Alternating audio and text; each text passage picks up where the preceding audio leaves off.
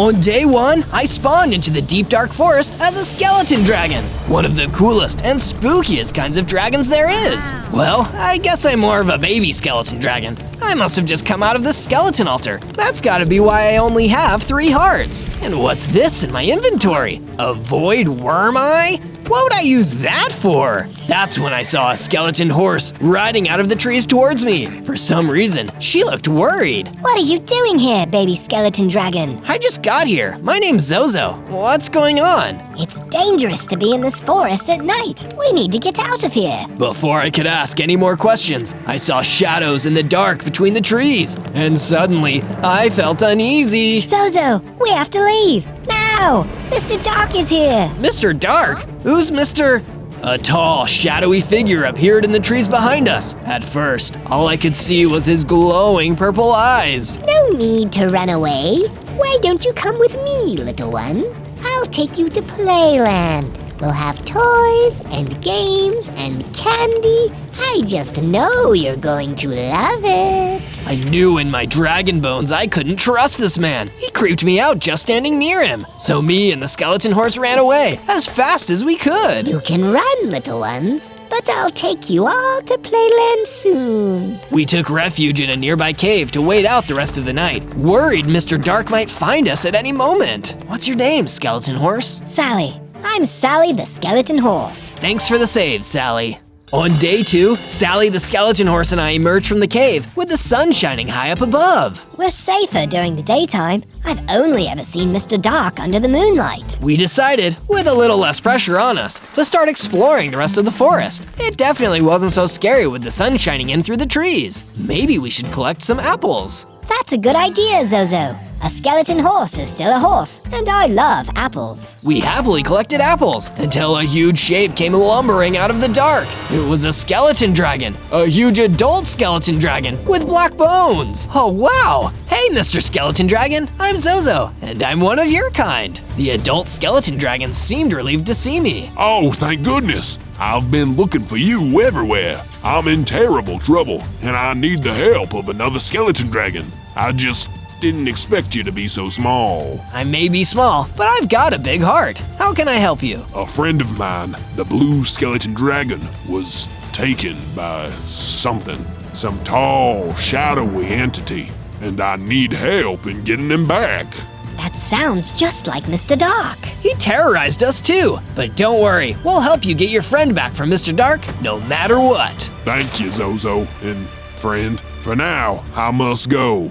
Stay safe. The adult skeleton dragon flew away, leaving me and Sally alone. It was time to work on our first base, so we started breaking down trees and collecting sticks and wood. I was able to build a crafting bench and made my first set of wooden tools and weapons. These would be perfect for my first base. We found a clearing in the forest and started building ourselves a humble wooden shack with one bed and a stable outside. But all the while, Sally looked a little concerned. What's wrong, Sally? That's skeleton dragon's friend. We better work hard at getting him back. Mr. Dark only keeps people at playland for 100 days. After that, well, you don't want to know. And she was right. I really didn't.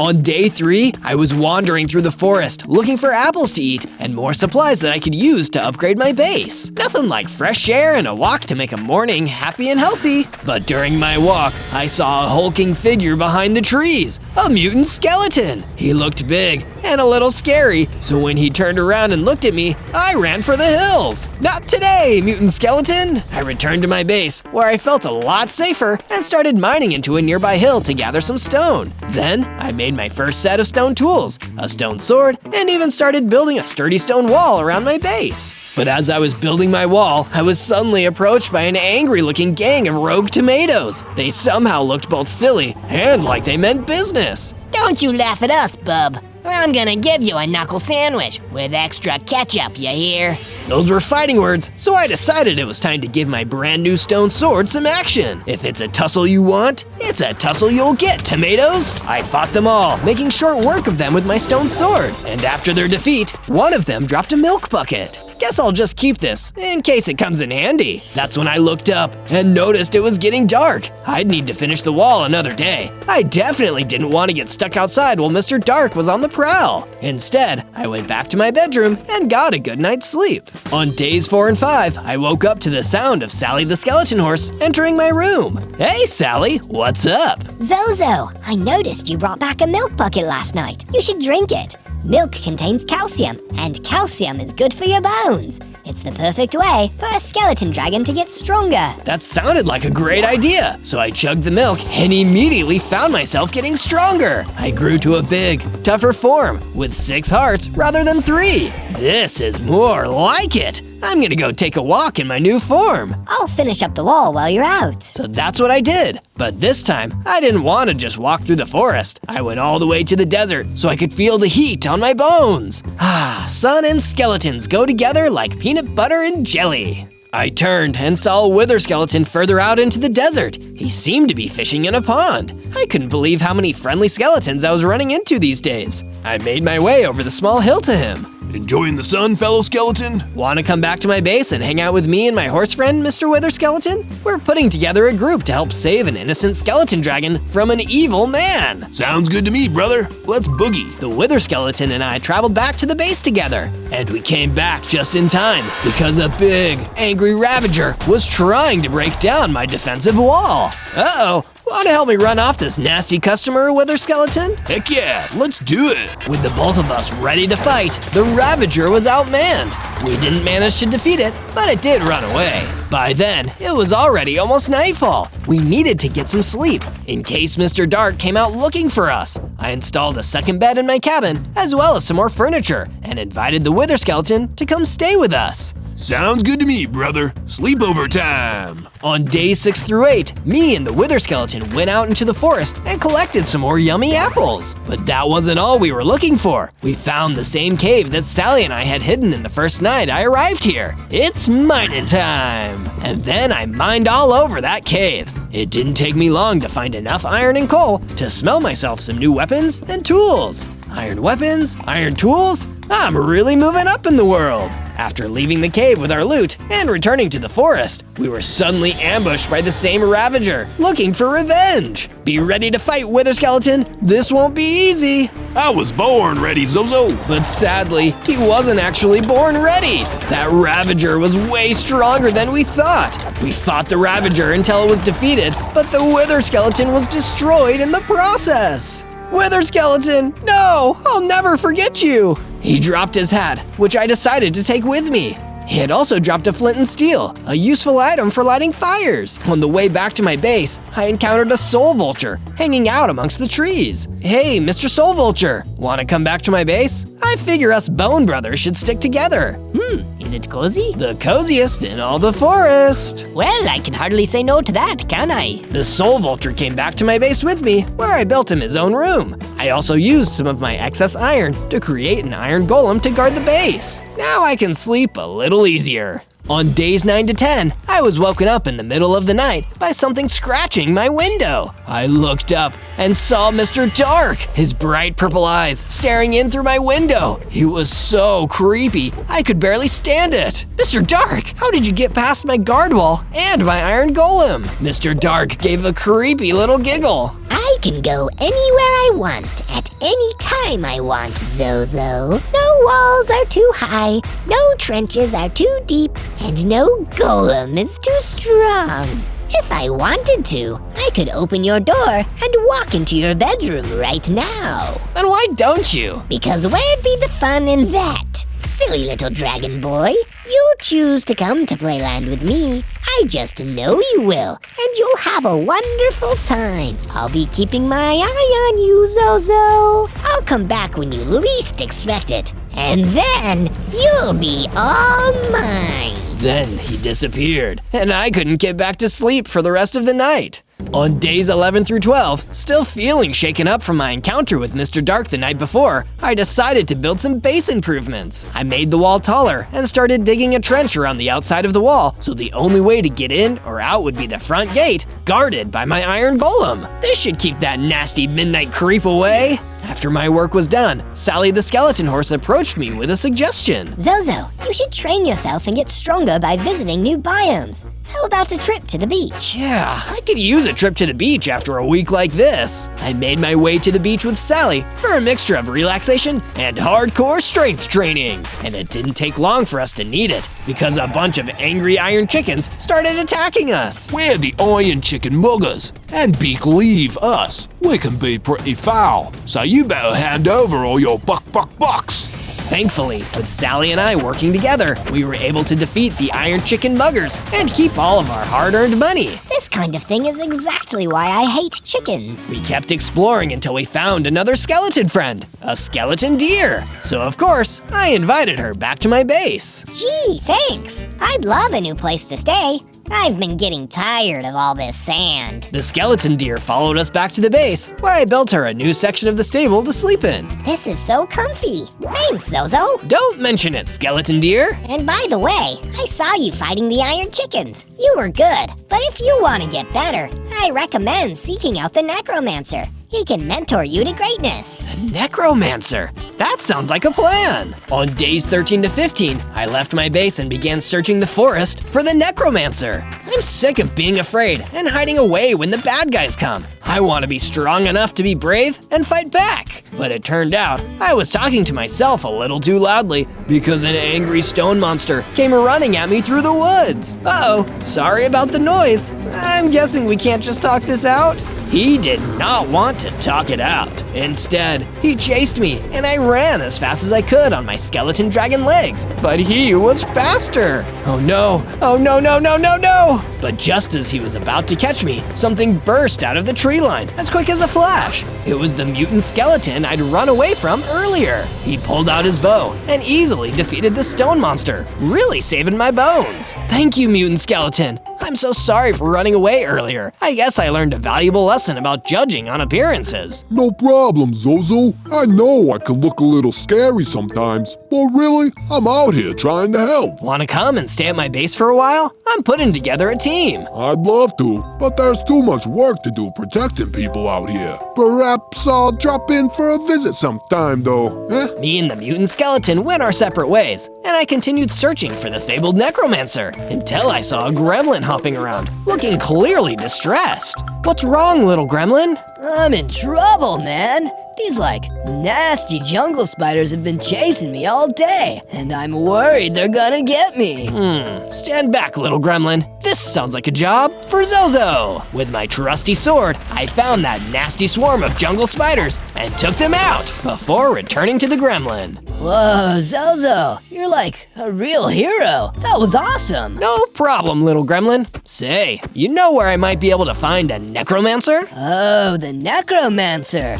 You'll find him in the west of here. Keep heading in that direction, and you're sure to meet him. Thank you, gremlin. That's exactly what I needed to hear. For days 16 to 19, I began my journey west in search of the necromancer, until I heard a terrible crashing noise coming from the distance behind me. It sounded like it was coming from my base. I immediately turned tail and ran all the way back, only to see that my defensive wall had been destroyed, and a dangerous zombie taiga was attacking my base. What are you doing, you meanie? It's nothing personal, kid. Mr. Dark told me to do this. If I don't hurt you, he'll hurt me. That's just the way it is. I turned and saw something awful. He'd already destroyed the skeleton deer and the soul vulture. Sally, the skeleton horse, was my only companion left. That's it. You're going down.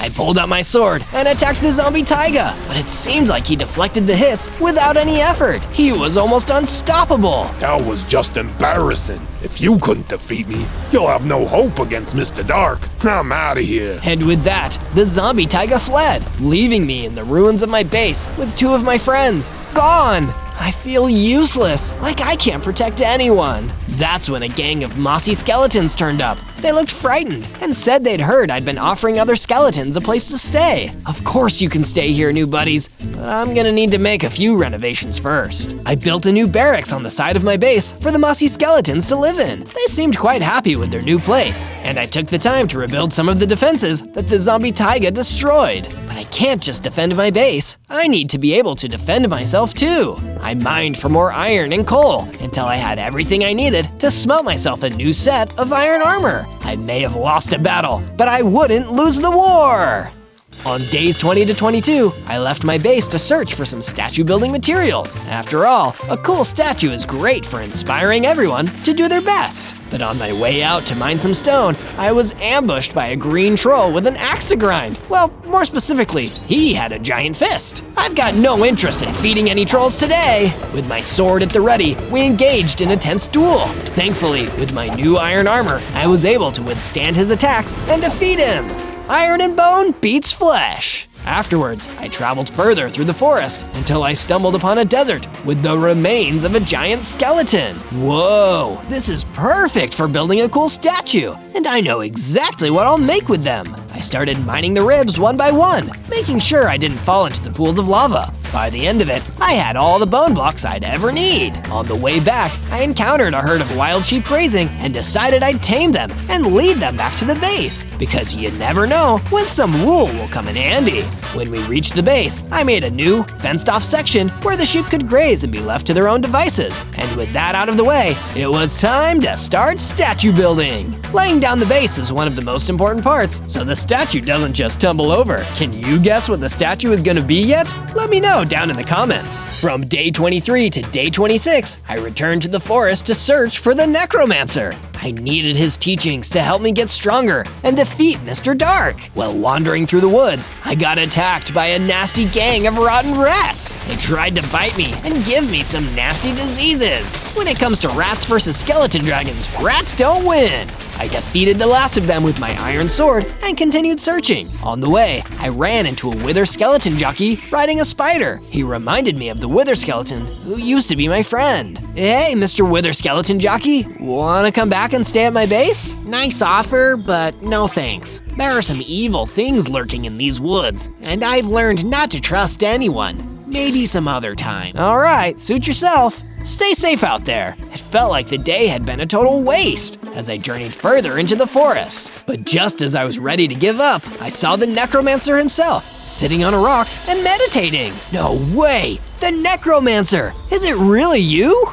Those who seek me will find me, little skeleton dragon. And I assume you've been seeking me. I have. I want you to mentor me and help me become more powerful. Well, young dragon, with great power comes great... Well, you have to have a good reason to have great power. So, what is your reason? I don't need it for myself. I need it to defeat Mr. Dark and save everyone he's captured. That, little dragon, is a good reason.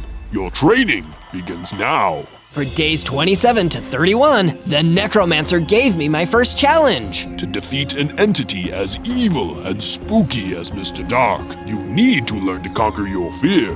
It's okay to be afraid, Zozo, but true courage is knowing that there are some things you must do, even if they make you feel afraid. What would you have me do, Master Necromancer? Do you see that nearby cave? It contains a monster. I want you to go in there and defeat it to help gain control of your fear. If you complete this first challenge, I'll give you a reward. I believe in myself. I can do it. Good, and you can take this bat to help you. It will freeze your opponents for 3 seconds. May it come in handy. I took the necromancer's bat and went into the cave. It was dark and scary, and I could feel myself getting nervous, but I took deep breaths and kept going. I needed to strengthen my courage to defeat Mr. Dark. The deeper parts of the cave weren't any better, only some lichen and mushrooms giving off faint light. Suddenly, a scary, growling soul eater leaped out of the darkness toward me, ready to attack. I stayed calm and hit the creature with my bat, studying it. I'd passed the test. Okay, now it's time to get out of here. On days 32 to 35, my new mentor rewarded me for passing the first challenge by giving me a potion of strength. I immediately drank it and felt myself getting bigger and tougher. This training was really paying off. I have to be at least twice the size I once was. This whole thing made me feel so happy, I decided I'd go back to my base and tell the mossy skeletons and Sally the skeleton horse about my victory. And on the way, I encountered the wither skeleton jockey that I'd met a few days before.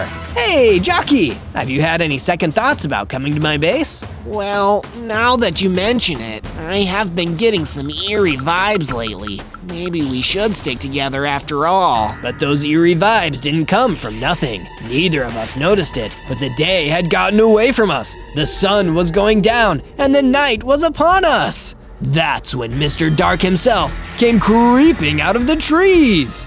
Ooh, new friends! I'll take you to playland with me. We'll have so much fun. He grabbed the wither skeleton jockey with his long, spindly arms. Zozo, help me! I'm being kidnapped! But I couldn't help him. Mr. Dark was too fast and too strong, and all I could do was run. My base may have been the only place that was safe at night. On the way back, I encountered an ancient spirit villager who started chasing me, and I was too afraid to even fight him. I just ran away. All that training, useless. I don't know if I'll ever be able to defeat Mr. Dark. On days 36 to 39, I woke up and took the jockey spider to the stable when I heard noise coming from my front gate. I made my way over to see a familiar face waiting outside of my base. It was the same zombie taiga who attacked my base and destroyed soul vulture and skeleton deer. This time, he's going down. I ran out, ready to fight. This time, I had full iron armor, so the zombie taiga's attacks weren't nearly as strong. What sorcery is this? Mr. Dark told me you'd be easy to defeat. This isn't fair. With the help of my new strength and the bat that the necromancer had given me, I defeated the zombie taiga and avenged my fallen friends. Speaking of friends, Sally the skeleton horse approached me with a wonderful idea. Zozo, we should make our way to the stone shores. I've heard that some of the friendlies over there have created some awesome upgrades. Oh really? Then there's no time to waste. We hightailed it over to the stone shores, where we saw an innocent skeleton being hassled by an ogre. We couldn't let that stand. Get away from that skelly! Sally and I charged in, and that was enough to scare the ogre away. He seemed thankful and gave us 2 rewards, the knockback upgrade, which increased the power of my weapons, and a treasure map. You hear that, Sally? We can use this to search for buried treasure. Now that sounds like a cool adventure to me, Zozo. Let's do it. For days 40 to 43, Sally and I followed the map until we arrived in the warm, dusty Badlands. We were getting a little nervous because it was almost nightfall. We were right about that, but we didn't consider that Mr. Dark might send his minions to do the job for him. Look out, Zozo! Some night apparitions are coming straight towards us. Sally was right. 3 big, scary night apparitions. I pulled out my sword, now with increased knockback, and fought them off. They were tough, but luckily, Sally and I made a good team, and we were able to defeat 2 of the 3. The last one escaped to fight another day. Let's keep going, Sally. According to this map, we're really close to finding the buried treasure. Soon enough, we found an area of the ground with a big red X marked on it. Don't they always say X marks the spot, Zozo? Let's start digging. We mined down into the ground until we found a buried chest. And inside, there were a whole bunch of rubies. This is awesome. I know exactly what I'm going to use them for. On days 44 to 49, I continued my work on the statue. It was really coming along now. Can you see what I'm making now? I bet you can't guess. But while I was working on my statue, I saw a trader on a horse making his way through the forest near my base and decided to strike up a conversation. Hey, Mr. Trader, got anything cool on offer? It's your lucky day, dear customer, because I'm actually doing a 2-for-1 special on netherite ingots today. It's a rare and very valuable material. Perfect for a skeleton dragon like you. That sounds so cool. How much? I only take payment in emeralds. But don't worry, if you haven't got any, you can always raid the emerald mines of Alonia near here. They got abandoned by the workers when the boss decided not to pay them enough, so all the emeralds were left for the taking. I really wanted those netherite ingots, even though I didn't really know what I'd use them for. So I journeyed to the mines and collected as many emeralds as I could from underground. Netherite City? Here I come! I traveled back to my base and made the trade. The trader gave me my 2 netherite ingots and rode off. Pleasure doing business with you, Zozo. But I didn't have long to enjoy my fancy new ingots. As night fell, the 3rd and final night apparition came back for revenge, and I needed to run out beyond the wall to take it on. You guys don't know when to quit, do you? Soon enough, I defeated the night apparition, but it made me realize that my base needed better defenses. If these monsters in Mr. Dark mainly come out at night, maybe they hate the light. Perhaps adding some torches to my wall would help ward them off. On days 50 to 53, I realized something horrible. The night apparition attack had just been a distraction, while someone else had sneaked into the stable and kidnapped Sally the skeleton horse. I ran to my mentor, the necromancer, deep in the forest, and asked him where Mr. Dark's forces may have taken my best friend. Well, Zozo, I hate to tell you this, but it's likely that Mr. Dark's minions will be taking your friend to the Twisted Kingdom he calls Playland. But where can I find that? Even I don't know exactly, but my senses tell me that you should travel to the east. Your answers lay there. There was no time to waste. I didn't want Sally to get trapped in Playland, just like the other skeleton dragon's friend, so I immediately set off to the east, hoping to find her. But on my way, I was suddenly ambushed by a zombie Spartan, ready to fight. But unlucky for him, I was ready to fight too.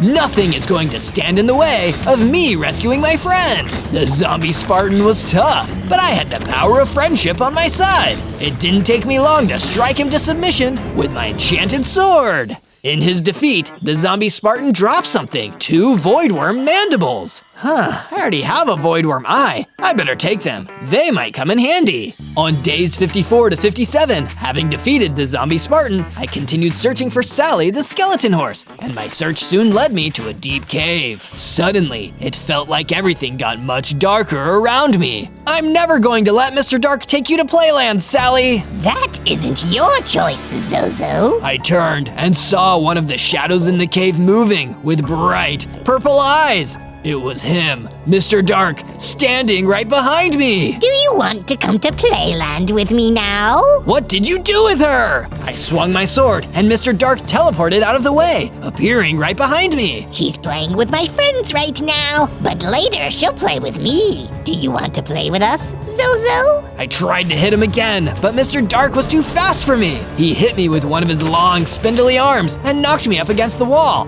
knocking out half of my hearts in one strike.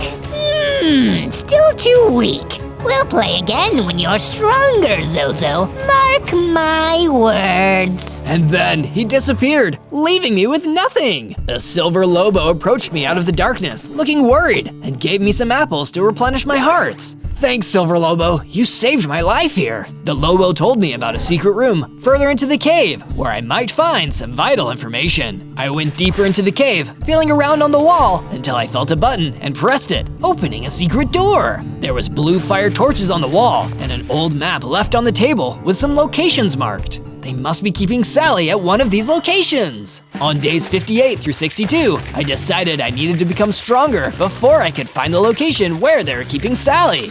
First, I went to the diamond mine the Silver Lobo told me about and took the old elevator down. I quickly found some diamonds near the entrance and started mining. I then saw what looked like an old abandoned mining camp. A chest inside of it had a book with the unbreakable enchantment. I don't think whoever owned this camp would mind if I used the crafting table to make my gear. I made myself a diamond sword and a diamond chestplate to match. I used the nearby anvil to put the unbreakable enchantment on my chestplate. Now this is one of the most powerful pieces of armor around. After that, I returned to my base to continue work on my statue. It's really coming along nicely now. I even got to use all those rubies that Sally and I collected, but I could use some more materials. I went out into the forest to hunt, but in the process, I found something remarkable. A magical, enchanted halo. I decided to try it on and immediately felt its magic empower me. I got stronger and healthier, going up to 14 hearts. Whoa, talk about a functional headwear. As I continued hunting in the forest, I stumbled upon a spider nest. I saw the same gremlin from before, stuck in their webs calling for help. The spiders noticed me and charged towards me. This was the perfect opportunity to test out my new gear, but they were no match for my diamond sword. After I dealt with them, I cut the web holding the gremlin and he fell down. He thanked me for saving him again and ran off into the forest. Next time I take on Mr. Dark, he's in trouble. I went back to my base, feeling a lot more confident, and found that a huge bone serpent was waiting for me. But don't worry, he was friendly. So, you're the skeleton dragon I've been hearing about. I heard something about this friend of yours. A skeleton horse? You want to find her?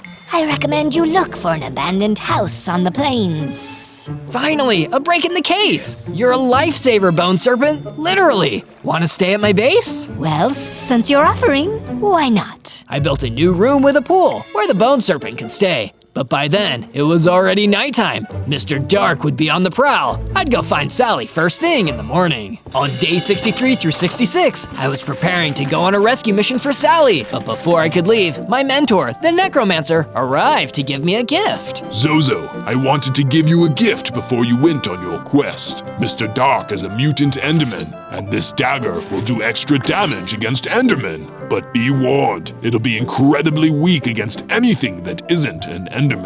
Thank you, Master Necromancer. These will come in handy. I left my base, passed through the forest, and ventured out onto the plains. This was the exact direction that the Bone Serpent told me to go in. That's when I ran into a group of zombies and decided to test my dagger on them, and it did almost no damage. Wow, Master Necromancer was right. This dagger is useless against things that aren't Endermen. Instead, I pulled out my diamond sword and easily defeated the zombie horde before moving on with my quest. I got distracted again when I saw a villager, dressed like a craftsman standing next to a burning house. He looked like he needed help. Hey mister, I'm Zozo. Can I give you a hand? Yes, please! My wife is trapped in that burning building, and I'm too old to rescue her myself. Please help me! I ran into the burning building and found the craftsman's wife waiting inside. Thanks to my training from the Necromancer, I was able to stay cool under pressure and lead the craftsman's wife safely back out. He was delighted to see her. Thank you, Zozo. I owe you one for this, and I always repay my debts.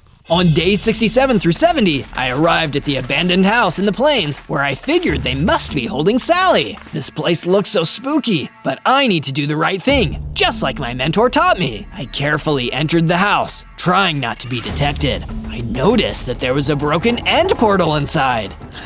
That's weird, but I was quickly distracted by the sounds coming from upstairs. I drew my sword and ran upstairs, seeing Sally the skeleton horse locked in one of the rooms. Don't worry, Sally, I'm here to help. Wait, Zozo, it's a trap. 3 Endermen suddenly appeared all around me. I tried to fight back, but I wasn't fast enough. They kept teleporting and attacking me back. Little by little, I was backed into the corner. It looked like I was a goner until I saw something on the floor. Is that a potion of fortitude? It was. I quickly grabbed it and drank it, and it made me tough enough to collect my thoughts, remembering the gift from my mentor. I pulled out the dagger and charged in. He was definitely right about its strength against Endermen, because soon enough, all 3 were defeated, although I barely survived that. I went to free Sally from the locked room. We celebrated for a moment in the room before I let her out and headed towards home. Let's go and rest, Sally. I've missed you. I shared some of my apples with Sally as we walked home, happy to finally be reunited. On days 71 to 74, with Sally's help, I invited more skeleton horses to my base and let them stay in my stable. Though I had to take time to expand the stable so everyone could fit inside. Let me know if it gets too cramped in there. After I'd finished my renovations, I decided to journey down into the diamond mine again and collect more, you guessed it, diamonds. When I returned to my base, I used those diamonds to complete my set of diamond armor and enchant it with the protection enchantment to help improve my chances in an intense fight. When the armor was done, I noticed that I received a letter. Oh, it's the craftsman whose wife I saved from that burning house. He says he wants to meet me in the tavern of a nearby village. That's so exciting! On day 75 to 78, I did as the letter said and traveled to the nearby village. I found the craftsman waiting for me in the village tavern, just like he promised. Good to see you again, Zozo. After what you did, I've been thinking about a way to repay you. And while I'm not a rich man, as a craftsman, I can give you an idea of mine. If you're able to combine 2 netherite ingots, 2 void worm mandibles, and 1 void worm eye, you could create a dimensional carver,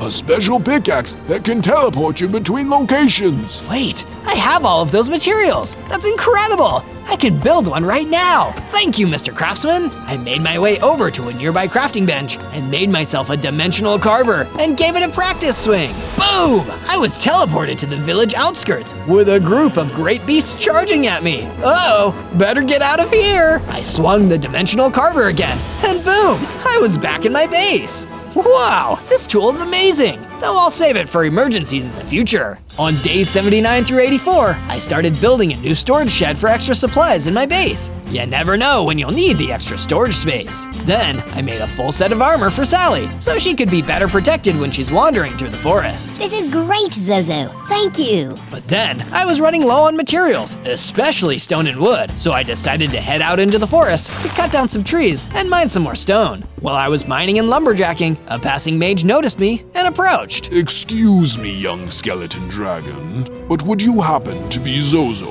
That depends. Do you work for Mr. Dark? Well, I used to, and there's something I want to get off my chest. You have to understand, Mr. Dark is pure evil. If ever there was good in him, it's gone now. You cannot reason with him. You cannot talk to him. The only joy he takes is in making others unhappy. So when you're dealing with him, just be careful. He is not to be messed with. And with that, the mage left. Guess that's my daily dose of nightmare fuel. On days 85 to 89, I returned to my base from the forest in the late evening, only to find out that the worst had happened. Mr. Dark was attacking my base with a whole gang of soul eaters. Look, friends, Zozo is back. He's here to join our little playtime. I want nothing to do with you or your deranged games. I just want you to stop bothering everybody. Yes, we could do that. Or we could play catch. Soul Eater, throw! One of the soul eaters pulled out a javelin and threw it at me. But then something strange happened. Rather than losing hearts, I started to get bigger and stronger. I'd become an evolved skeleton dragon, reaching my full size and going up 20 hearts. Whoa, I guess all that training is finally paying off. Wanna 1v1 me, Mr. Dark? Why should I have all the fun? My friends want to play with you too. Play with him, Soul Eaters. Mr. Dark vanished again, and the Soul Eaters ran towards me. With my new size and power, it didn't take me long to defeat them, which made me even more frustrated that I couldn't have taken on Mr. Dark there and then. Instead, I had to increase the size of my bedroom. A bigger skeleton dragon needs a bigger place to live. On days 90 to 94, I finally finished my statue. It's a giant, cool skull statue, showing how we skeletons stuck together and stood against the evil of Mr. Dark and his minions. Did you guess what it was before I just told you? Let me know down in the comments. Once the statue was finally done, I decided I'd give some extra training to my best friend, Sally the Skeleton Horse. We trained together on the base grounds by play fighting until she upgraded and became bigger and stronger. It feels so good to be powerful enough to fend for myself. Thanks, Zozo. I never would have gotten this far without you, Sally. And after training, Sally took me to her brewing station she had set up to make a bunch of healing potions. You never know when these will come in handy. On day 95 to day 97, I met with the necromancer in the forest. He had some more valuable advice for me. Zozo, I've heard of the location of a cabin in these woods, once owned by a person who was researching Mr. Dark. You might be able to find some valuable information there. That definitely seemed like a good lead, so I started searching the woods until I found a rundown old cabin. On the inside, I found a dusty old book inside a chest. Oh, I wonder what secret knowledge is inside. But I didn't have time to read it just yet. Suddenly, the cabin was under attack by a gang of fire elementals who'd come to burn down the cabin. I was lucky to have my diamond armor, or I would have been burned up too. Okay, fire elementals, let's go. I took them on with my diamond sword and defeated them one by one, only getting a little burnt in the process. Great! Now I can finally read this book. The book was filled with frantic notes, including a part that read, Mr. Dark, that maniac. He calls it playland, but it's nothing like that. There's only death there. It's the end. Nothing but the end. Of course, that explains the broken end portal too. Mr. Dark's playland is actually the end. On day 98, I prepared the final enchantments for my weapons and armor and met with Sally one last time. She was nice enough to give me some more apples for the trip.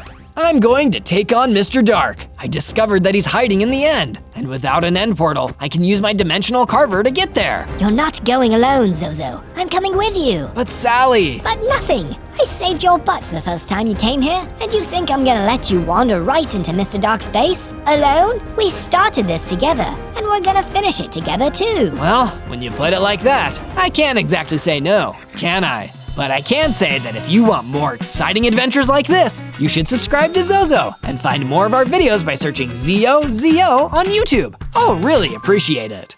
On day 99, Sally and I were ready to take the fight to Mr. Dark and free everyone that was still trapped in Playland. Let's do this, Zozo. Let's make it so the people of this world never have to fear the night again. That's what I'm talking about, Sally! Sally stood close to me, and I used the dimensional carver to teleport us all the way to the end so we could storm Playland together. But as soon as we arrived, we were immediately surrounded by a gang of Endermen. I immediately regret this decision. Yeah, me too. I pulled out my handy dagger, ready to fight off the Endermen, when I realized that they weren't here for me. They surrounded Sally, too fast for me to stop them, and grabbed her. They teleported away, taking Sally with them to who knows where. Sally, no! I knew why they'd done it. They were working for Mr. Dark, and Mr. Dark wanted me to face him alone.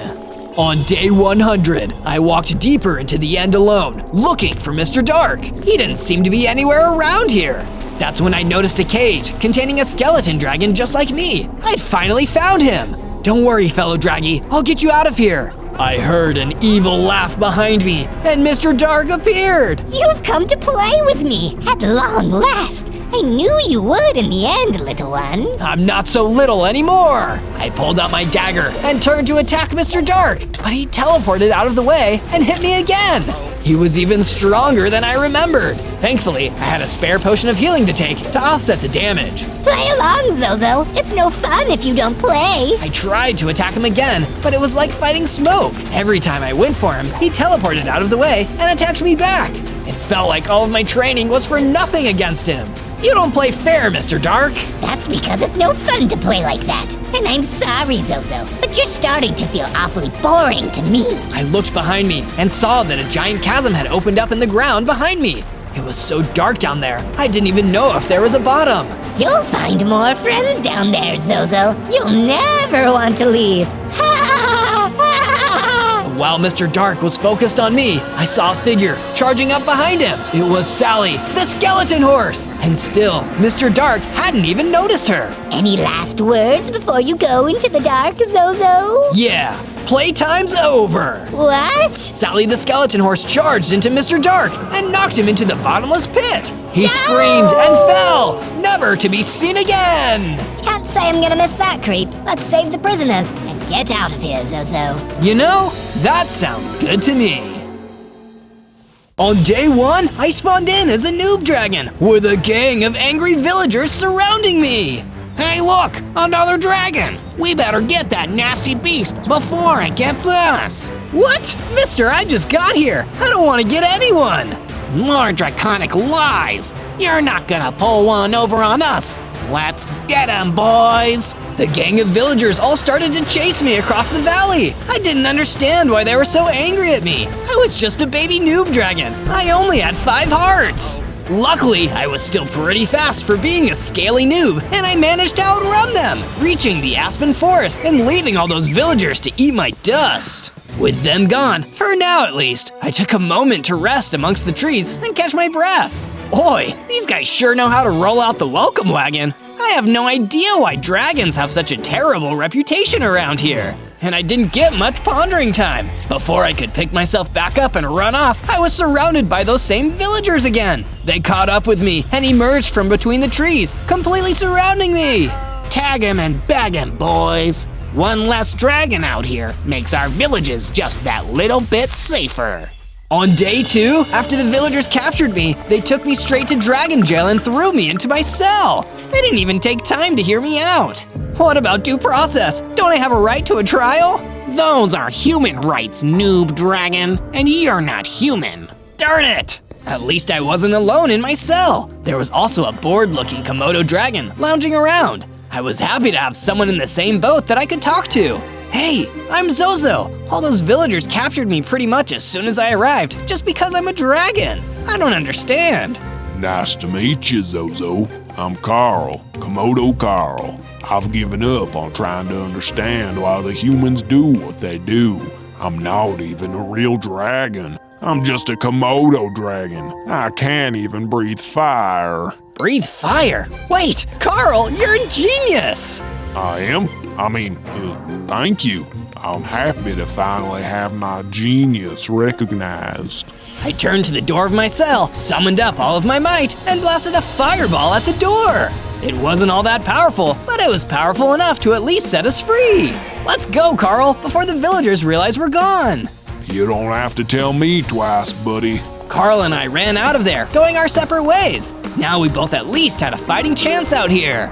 On day 3, after escaping from the dragon jail, I fled to somewhere that the villagers would have a lot harder time finding me, the Black Forest. By the time I'd gone deep enough into the forest to feel safe from the villagers, I was so hungry I could barely stand it. I guess using my fireball power and then making a daring escape really works up an appetite. There wasn't a huge amount of food around, but I at least gathered up as many sweet berries as I could, eating some and storing the rest away for safekeeping.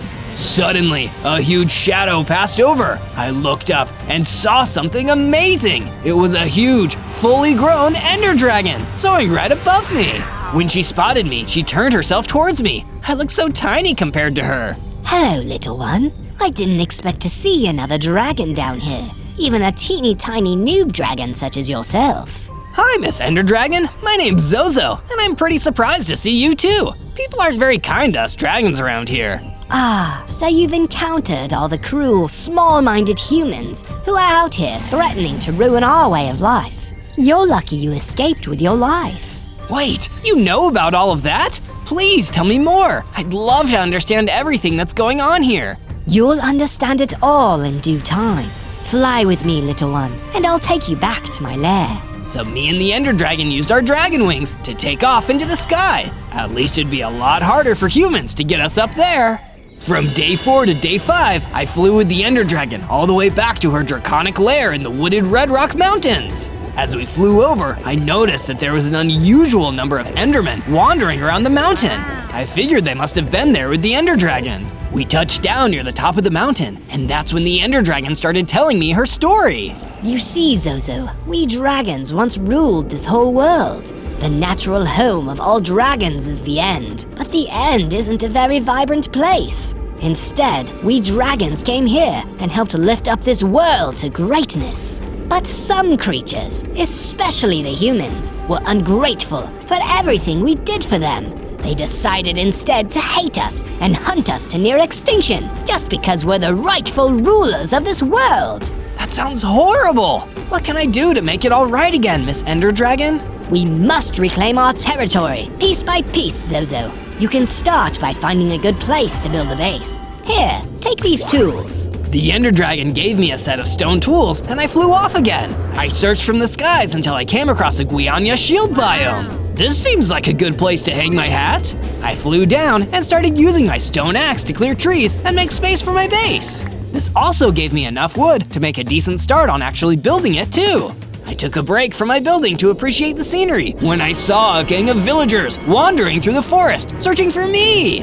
I swear I saw a dragon fly through the sky around here. We need to find it before it does any damage. But this time, I wasn't going to settle for being captured. I blew another fireball and it exploded right next to them. They scattered immediately after that. Then, I leveled up thanks to me using my dragon skills. I had 10 hearts now and I'd gotten bigger.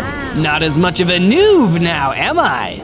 From day 6 to day 8, I was exploring more of the Guiana shield when I happened upon a sad-looking raccoon wandering through. Hey raccoon, is everything okay? You look a little glum. Of course I look glum. My home just burnt down. I'm the only one who got out. Oh no, that's terrible. I'm so sorry. What happened? Was someone being careless with matches? No, someone else did it, or something. And I know I'm not the only one. There are a lot of incidents like this. Some places getting burned. Some folks are getting poisoned. You better be careful out there. And with that, the raccoon wandered off. I knew even more now that something horrible was going on out here. But was it something I could fix in less than 100 days? The day after, the Ender Dragon returned, floating in the sky. She had some things to say to me. Zozo, I'm afraid I have grave news. The humans are working together with some of the other creatures to wipe us dragons out completely. We need to find and crush their resistance movement completely. But where would we start, Ender Dragon? I need information first and foremost. Make your way to the Jacaranda Forest. I believe there may be some people of interest there. Find out all that you can. And while you're there, if you can find an old chest of mine, I left an echolocator inside. It'll help you find caves. Without any delay, I set off to the Jacaranda Forest. From day 9 to day 10, I flew away from my base and made my way towards the Jacaranda Forest, hoping to find some information and, if I was lucky, the Ender Dragon's old chest. I landed in the forest and started searching. Thankfully, it didn't actually take me long to find the chest that the Ender Dragon told me about. Plus, thankfully, there was an angry Crimson Phantom guarding it. The owner of this chest told me I could have what was inside it, sir. Oh yeah? Well, I don't care. It's my chest now, and if you want it back, you're gonna have to fight me for it. The fight began, and because I was still technically a real noob dragon, the Crimson Phantom was stronger than me. His attacks were powerful, and he seemed to be good at tanking mine. I pulled out of the fight and tried to collect myself. I was worried the Crimson Phantom was going to attack me, until a Phantom Fox ran in and distracted him for me. Hey, Crimson, don't you know why you shouldn't fight with dragons? You'll get burned. This was just the distraction I needed to fire a fireball at the Crimson Phantom, destroying him for good. Thanks for the assist, Phantom Fox. No problem, Noob Dragon. With the Crimson Phantom gone, I easily searched the chest and grabbed the echolocator. The Phantom Fox was still there, waiting for me. Say, want to come visit my friend, the Elder Guardian? I think he'd like you. Sure, he might be able to help me with some information I need. We traveled deeper into the forest until we came upon the Elder Guardian. All three of us sat down to chat, and I asked the Elder Guardian if he knew anything about the human resistance groups. Resistance groups? Where have you heard of such a thing? I don't know of any resistance groups, just people trying to do their best to survive hard times. Interesting. I'll report back with that. From day 11 to day 12, I flew from the Jacaranda Forest back to the wooded Red Rock Mountains, where the Ender Dragon was waiting for me. Well, do you have anything to tell me about the resistance groups? Our continued survival depends on it, Zozo. I spoke to some people, and the funny thing is, nobody seems to know about any resistance groups, just people trying to survive. Fools! All of them fools! Do I have to do everything myself? Gather up some iron from a cave to create some iron armor, then find a remote village to the south of here. You'll see evidence of the human resistance with your own eyes, since you seem to have so little trust in me. I had no idea why the Ender Dragon seemed so mean and angry with me all of a sudden, but I figured I still better do what she said. I flew down from the mountain and used the echolocator to find the nearest cave. I headed inside and started mining until I found some iron ore. This would be perfect for armor and tools. But when I left the cave, some angry dread thralls were waiting for me. Can't you guys give me a break? I've been having kind of a rough week. They didn't listen. Instead, they attacked. Luckily for me, it was easy to make short work of them with my fire breath attack. Now I need to go find that remote village. From day 13 to day 15, after searching for a couple of days, I found the remote village that the Ender Dragon told me about. But it seemed so peaceful. It was a small, isolated community guarded by a single iron golem. They didn't even seem bothered by me being there, like the villagers that had first imprisoned me. A lot of what the Ender Dragon told me doesn't seem to add up. Something's wrong. I need to get out of here and find out the truth. From day 16 to day 19, I flew back to the wooded Red Rock Mountains to get some straight answers out of the Ender Dragon, only to find that she wasn't there. This whole situation just keeps getting weirder and weirder. I'm starting to get a little worried, honestly. I flew back to my base, turning this whole thing over in my mind, when I noticed someone was already at my base, waiting for me. It was one of the villagers from that little remote village that the Ender Dragon made me stake out. Oh gosh, I hope you're a nice dragon, because that evil Ender Dragon is attacking my village, and I need some help. Wait, the Ender Dragon? Oh no, don't worry, I'll go over there right away. I flew back to the remote village and saw, to my horror, that the villager was right. The Ender Dragon was flying above, destroying everything. I flew in and tried to reason with her. Ender Dragon, why are you doing this? These people aren't part of the resistance. You gullible fool! You barely deserve to call yourself a dragon. There is no resistance. There are only we dragons and all inferior species. You can either be with me or against me. I'm not going to let you hurt innocent people, Ender Dragon. Then you're against me. The Ender Dragon blew one of her poisonous purple fireballs at me, and everything went black! From day 20 to day 22, I woke up from being knocked out and found that the Ender Dragon was gone. But she'd also destroyed the entire village and left no survivors! Except for one iron golem, who was left without anything to defend. I feel terrible. It was my duty to defend them, and now they're all gone because of me. It isn't your fault, Iron Golem. It was the Ender Dragon's fault. Come back to my base with me. We'll work together to defeat the Ender Dragon and avenge everyone she hurt. Yes, that sounds like the only way that I can bring my heart some peace. The Iron Golem and I went back to my base. I let him stay in my house and made sure he was happy here. Thank you, Zozo. This looks like a wonderful place to stay. And while I was there, I built a smelting furnace where I turned my iron ore into iron ingots, built a few new pieces of armor, and an iron pickaxe. I'm going to use all my might to become an experienced dragon and take down the Ender Dragon for all she's done. From day 23 to day 26, I decided to take my new iron gear out for a spin. If I was going to become a mighty enough dragon to defeat the Ender Dragon, I needed to get to work and explore some new areas. I ventured out to the desert and started looking around. Then I spotted a Vex Piglin attacking a Komodo dragon. Wait a second, I know that Komodo dragon. Komodo Carl, I'll save you! Zozo, thank goodness. I thought I was a goner. I rushed over and started attacking the Vex Piglin, but it was really strong. Yikes, this is gonna be a harder fight than I thought. The Vex Piglin knocked me down. Oh no, Zozo, look out! Carl, I can't defeat this guy by myself. I need you to help me. How can I help? I'm just a Komodo dragon. You're the real deal. I couldn't even free myself without your help. Just trust me. If we work together, we'll be much stronger than we are by ourselves. I'll give it my best shot. Komodo Carl jumped in and attacked the Vex Piglin while I was down, attacking him and saving my life. Thanks for your help. See, I knew you were stronger than you thought you were. Thank you for showing me that and helping me save myself. Hey, let me give you something to say thanks. He gave me a Komodo dragon spit bottle. Oh, thanks, I guess. I know it seems gross, but you can use this to make a potion resistance potion. It should help protect you. Oh, cool, thanks. From day 27 to day 31, I took a stroll through the beautiful rose fields to catch my breath after that fight with the Vex Piglin. Seeing all those flowers definitely put me in a good mood. While I was stopping to smell the roses, I saw a herd of sheep. They were wandering around and looked pretty lost, so I told them to follow me back to my base. Once we got there, I built a pen for the sheep to live in. Here you go. You guys can stay here as long as you like. Oh, Zozo, you're back! I'm so glad. I wanted to show you what I did while you were gone. The Iron Golem showed me some bookshelves he added to the base. Awesome, thanks! Meanwhile, in the wooded Red Rock Mountains, the Ender Dragon was up to no good, with a frightening Ender Blaze standing by her side.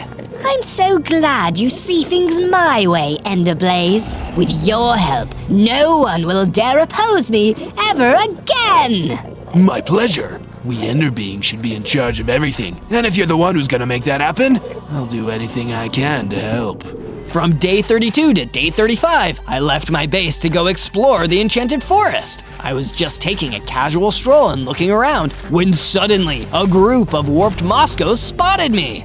Oh no, a dragon! Quick, let's get him before he burns down our forest! They rushed toward me and started attacking me. Hey, wait! I'm not here to burn anything down. I live in this forest too. That's what the dragon in our last forest said, but he was a liar. I bet you are too. Wait a second, the Ender Dragon, she lied to me too. It's my mission to defeat her so she can't hurt anyone else. Really? You promise? I promise. My name is Zozo, and I'm a nice dragon. If that's really true, then you should come with us. I followed them to a warped toad who was sitting under a tree. Well, I certainly didn't expect you boys to bring me a dragon. I'm here to help, I swear. My name is Zozo. I don't like the Ender Dragon any more than you do. Well, as the old saying goes, fight fire with fire. Having a dragon on our side might be the advantage we need to end the Ender Dragon's reign of terror. The Ender Dragon isn't used to battling his own kind, you see. She's tricked most of them into working with her. I'll tell you anything else that I learn and help you however I can, Zozo. From day 36 to day 39, I decided to work on upgrading my armor. I went down into the mine and started digging for iron. I found enough to craft the rest of the armor I needed, and I even found a couple of diamonds too. I gathered everything and took it back to my base. I used the iron I mined to complete the rest of my set, and when I was finished, I saw a raccoon at the entrance to the base. Hey, are you Zozo? That's me. Oh, good. I heard you're trying to learn more about being a dragon, so you can get strong enough to stop the Ender Dragon, right? I am. Are you here to give me dragon lessons or something? Nah, I'm just a raccoon. I could teach you how to find food in the trash, but I think you'd rather talk to my friend. She's a lightning dragon, and she's not too fond of the Ender Dragon either. If you're not busy, you can come with me to meet her. I'm never too busy to learn. Let's go. From day 40 to day 43, I followed the raccoon to the Araucaria Savannah. She's really excited to meet you. Oh geez, but I'm just a noob dragon. I'm still learning. Yeah, but you were brave enough to stand up to the Ender Dragon. That's a big deal. Here she is. I saw a huge, tough lightning dragon sunning herself in the middle of the savannah. It sure was a sight to see. You must be Zozo. I'm so happy to meet you. I know you're looking to get stronger and learn more about being a dragon. I've been a dragon for a pretty long time, so I hope I can help. That would be awesome! Can you help me get better at breathing fire? Before she could answer, an ender blaze jumped out from behind a tree and landed right in front of us. Well, look what I found. A couple of traitors working together. Who the heck are you? I'm the guy that's gonna teach you a lesson about opposing the Ender Dragon. The ender blaze fired a missile at me, and I just barely managed to dodge it. Help! The lightning dragon gave me some of her power to fight the ender blaze. I felt myself get bigger and stronger too, but just when we thought we defeated him, he kept attacking. You've done a great job here today, Zozo, but you need to get out of here. I'll keep this guy busy. Go! From day 44 to day 49, I flew back to my base. I hope the lightning dragon is okay. I didn't have too much time to think about it though, because the warped toad came to see me. Zozo, I have some news. My research has pointed me to a weapon that I believe will help you defeat the Ender Dragon. It is a netherite axe, a powerful axe made by combining a diamond axe with netherite ingots. Oh, I have some diamonds already. Excellent. And you have the amount of diamonds required to craft a diamond axe? Well, no, I need to go get more diamonds. Then hop to it, young dragon. Time is of the essence. I get it. Hop like a toad. Very funny. This is no laughing matter, Zozo. Much is at stake. Good luck. On the encouragement of the warped toad, I headed down into the mine and started digging for diamonds. Phew, all this mining is hard work, but it'll be worth it when I finally defeat the Ender Dragon. It took a while, but I found some diamonds, enough to make a diamond axe. Now I just need to figure out where I can find a netherite ingot. From day 50 to day 53, I started my quest to find some netherite ingots and build the netherite axe. I ventured out to the crag gardens to see what I could learn. When I got there, a cleric came up to me. Greetings, little dragon. Are you a friend of the warped toad? I am. What can you tell me about a netherite axe? Well, the Ender Dragon is vulnerable to netherite weapons, according to stories I have heard. She isn't able to melt them with her fiery breath the way she would ordinary metal weapons. The combination of diamond and netherite makes it indestructible to her. That's great news! Do you know where I can find some netherite? Now that I'm afraid I don't know. I wish you luck though. Okay, well thanks for the info. I started to head back to my base. As I was walking, a fireball hit the ground just a few feet away from me. Hey, what gives? I could see a fire dragon just up ahead. I'm so sorry. I wasn't aiming for you. I was aiming for those zombies. Sure enough, he was fighting a horde of zombies. Want some help with that? Yeah, I'll go to this. He shot another fireball out of his mouth and blew up the rest of the zombies without any trouble at all.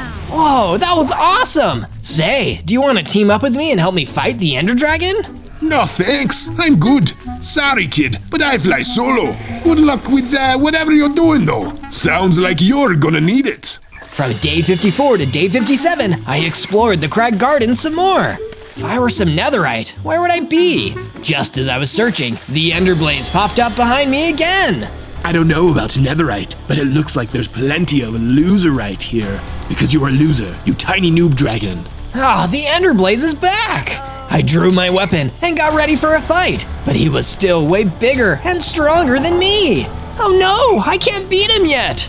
And you never will. All hail the Ender Dragon. May her fire cleanse the land of all weakness. I didn't have any choice but to run away as fast as I could. Next time I see that guy, I'll be ready. Meanwhile, back in the wooded Red Rock Mountains, the Ender Dragon was floating back and forth. It's all coming together marvelously.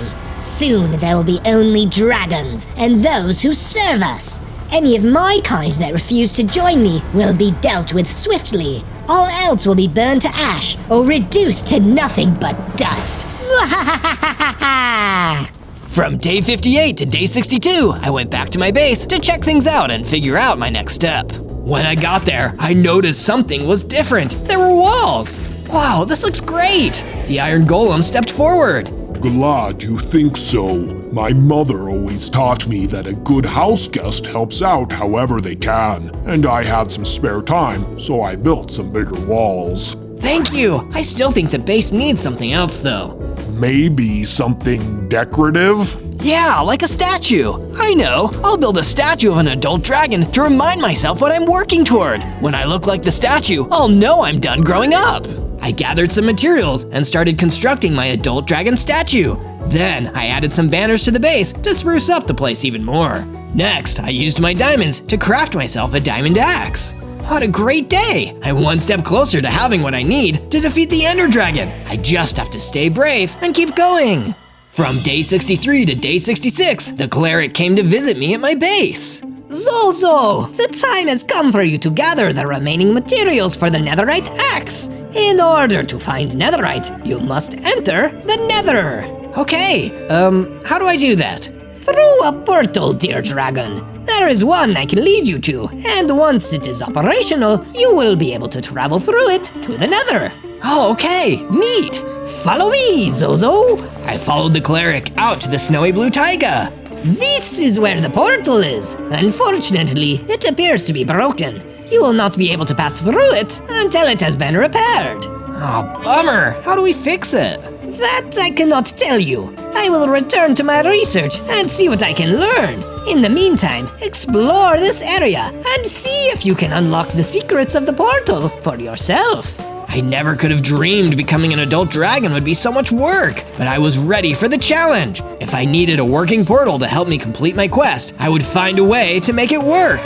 From day 67 to day 70, I wandered around the snowy blue taiga looking for clues that might help me fix the broken portal. Zozo, is that you, buddy? Oh hey, Komodo Carl! What brings you all the way out here? I came out here to visit some friends, but I ran into an ice dragon causing all kinds of trouble, freezing my vacation house. Oh no, let's go see if we can stop it. I followed Komodo Carl to his vacation home, and sure enough, there was a great big ice dragon stomping all over the place. Hey, what are you doing? Cut that out! You work for that infernal Ender Dragon. You can't tell me what to do. I don't work for her anymore. A likely story. Nice to meet you, little dragon. Prepare to be frozen in your tracks. Then the ice dragon rushed at me and attacked. I had gotten a lot stronger and better at fighting though, and I was able to defeat him and knock him down. Please, listen to me. I don't work for the Ender Dragon anymore. In fact, I'm trying to stop her, but I need help to do it. If you join me, maybe we can stop her once and for all. That would be more productive than taking out my rage on this random vacation home. You know what? I will join you. From day 71 to day 74, I returned to my base and found the Ender Blaze had beaten me to it. He was launching fireballs at everything in sight and had already knocked down one of the walls completely. No, stop that! If you want me to stop so badly, you'll have to fight me. What if I'm not strong enough? I guess I'll have to try anyway. I attacked the Ender Blaze, but he knocked me down. He's still too strong. What do I do? Perish. He attacked me, but I dodged it. Get away from our base, you fiend! The Iron Golem attacked the Ender Blaze, but the Ender Blaze grabbed him. I'll take this. Smell you later, foolish baby dragon. The two of them teleported away in the blink of an eye. He'd kidnapped my friend. No! That was too far. I needed to get strong enough to beat the Enderblaze so I could save the Iron Golem who had helped me so much. I won't let you down, Iron Golem, no matter what. I can promise you that much. First, I had to repair the damage to my base. I rebuilt the busted wall and added a guard tower and a fence for extra protection in case Ender Dragon sent any more minions to attack me. Looking at my hard work, I couldn't help but feel regret for not putting in all these security features earlier. Meanwhile, back in the Red Rock Mountains. Excellent work, Enderblaze. Without his little friend to help him, Zozo stands no chance. Not that he had one to begin with. There is none mightier than the Ender Dragon in all the land. And soon, everyone will bow down to me. From day 75 to day 78, the Warped Toad came to see me at my base. Zozo, I heard about what happened. I'm so sorry, little one. But all hope is not lost. I know, I just have to work harder. And you just need the right equipment. I'm sure you know by now that diamond weapons are more effective against the Ender Dragon, but they're also most effective against his Ender Blaze as well. I brought you this, and it should help you in your quest. He handed me a diamond sword. Thank you. Do you know where the Ender Blaze might have taken my friend? Yes, that was my second gift. You didn't give me a chance to show you. Anyway, here it is. Take this map, and it will lead you there. You've come a long way already, Zozo. I know you can do it. Thank you. Armed with the map and my new diamond sword, I headed off to confront the Ender Blaze for what I hoped would be the last time. From day 79 to day 84, I followed the map to the Ender Blaze's base. Give me back my friend, you monster! He came out of the base to face me. I could see the Iron Golem trapped behind him. Oh, I'm a monster, am I? And you aren't? For betraying the Ender Dragon, who took you under her wing and taught you what it means to be a dragon? Being a dragon isn't about hurting innocent people and being a bully. She's a liar. And you're a loser. Please, feel free to fight me again if you're so eager to taste defeat once more. I drew my sword and attacked as fast as I could. He blocked my attack with ease, and I started to get worried. Oh no, is this new sword enough to defeat him? Of course it's not. He hit me hard, knocking me down. It was looking like things might be over for me, when suddenly, the Ice Dragon slammed into the Ender Blaze. Not so fast. I thought you only worked alone. I usually do, but I'm not gonna let the Ender Dragon ruin everything for our kind. Let's teach this guy a lesson. Here, take this. He tossed me a dragon enhancement potion, which I drank quickly. Ugh, tastes gross. Even though it didn't taste good, the potion made me transform into a full-grown adult dragon, and I gained hearts. Not such a little dragon anymore.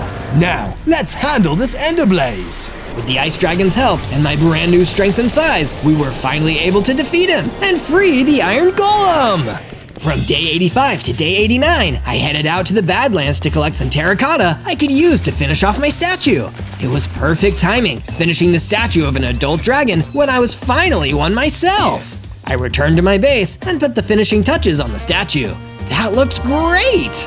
Then the cleric came back to see me. Zozo, I have great news! I know how you can fix the nether portal. Take these obsidian blocks and use them to repair it. Then you can go through and collect the netherite you require. Awesome! Thank you so much! I took the obsidian blocks and ventured back out to the snowy blue taiga where the broken portal was waiting for me. I used the blocks to fix the portal, and then I was ready to enter the nether. Wow, this place is kind of spooky. I looked around for a while, and I saw some ancient debris. Oh, that's it! If I get that ancient debris, I can get some netherite! But as I ran toward the ancient debris, an enderghast jumped out and attacked me! I don't have time for this! Get out of my way! With my new strength and size, it was easy to blow that enderghast away! Then, I grabbed the ancient debris and headed back through the portal. Now I have everything I need! From day 90 to day 94, I emerged from the portal and was back in the snowy blue taiga. But my good mood didn't last long, because the Ender Dragon was waiting for me. Hello again, Zozo. You've grown, I see. Not a noob dragon any longer. You're a mighty beast now. Join me, come and work for me again. And together, we will conquer this puny land. No, I'll never join you. Fool me once, shame on me. Fool me twice, well, you're just mean. If that is your choice, then so be it. Hey, what's that behind you? When I turned to look, she snatched the ancient debris out of my hands. Hey, give that back! No, I don't think I will. I'll give you something to keep you busy, though. As she got ready to fly away, she dropped a cage on me. I was trapped. From day 95 to day 97, I used my fiery breath to destroy the cage so I could escape. Yay, I'm out! But now what should I do? I know, I'll go see the warped toad and ask him what to do. I traveled to the enchanted forest and tracked down the warped toad. When I arrived, he was lying on the ground, dying. Who did this to you? The Ender Dragon. She attacked me. I don't have much time. Listen to me. She's taken what she stole from you back to her base. You'll have to go there and retrieve it. Thank you for your heroism, Zozo. Goodbye. No! I'll make her pay for this, I swear! On day 98, I returned to my base and was greeted by a horrible sight. My base was completely destroyed while I was gone. She must have come here too. Curse her! This is terrible! I looked around for my friends that were living there, but they were gone. Oh no, what do I do? My base, my leader, my friends. She took everything from me. Not everything. I turned around and the ice dragon was there. I'm sorry you're sad, Zozo, but I can help. If the two of us team up, I think we can take down the Ender Dragon together. What should we do? We'll gather up our weapons and supplies, and we'll head to her base together. Then, we'll fight as hard as we can. Okay, let's do it. On day 99, the Ice Dragon and I journeyed into the wooded Red Rock Mountains where the Ender Dragon's base was. Ready? Not really, but I don't have much of a choice. Let's give it our best shot. Hello, traitors. Come to grovel at my claws? The Ender Dragon rushed us both. No, we're here to take you down. Ha! Funny joke, but I'm finished laughing. Time to taste defeat. Time for you to freeze. The Ice Dragon attacked the Ender Dragon, but she dodged the attack and came back with an even harder hit. She knocked the Ice Dragon down, and he didn't get back up. No! I attacked next, but the Ender Dragon was still way too strong. I did get one good hit in though, and she dropped the ancient debris. With no other choice, I grabbed it and ran all the way back to my base. There, I was finally able to craft the netherite axe. When I did, I felt the strength coursing through my body, and when I looked up, the Ice Dragon and Lightning Dragon were back. You're alive! Sure am, and I'm ready for round 2.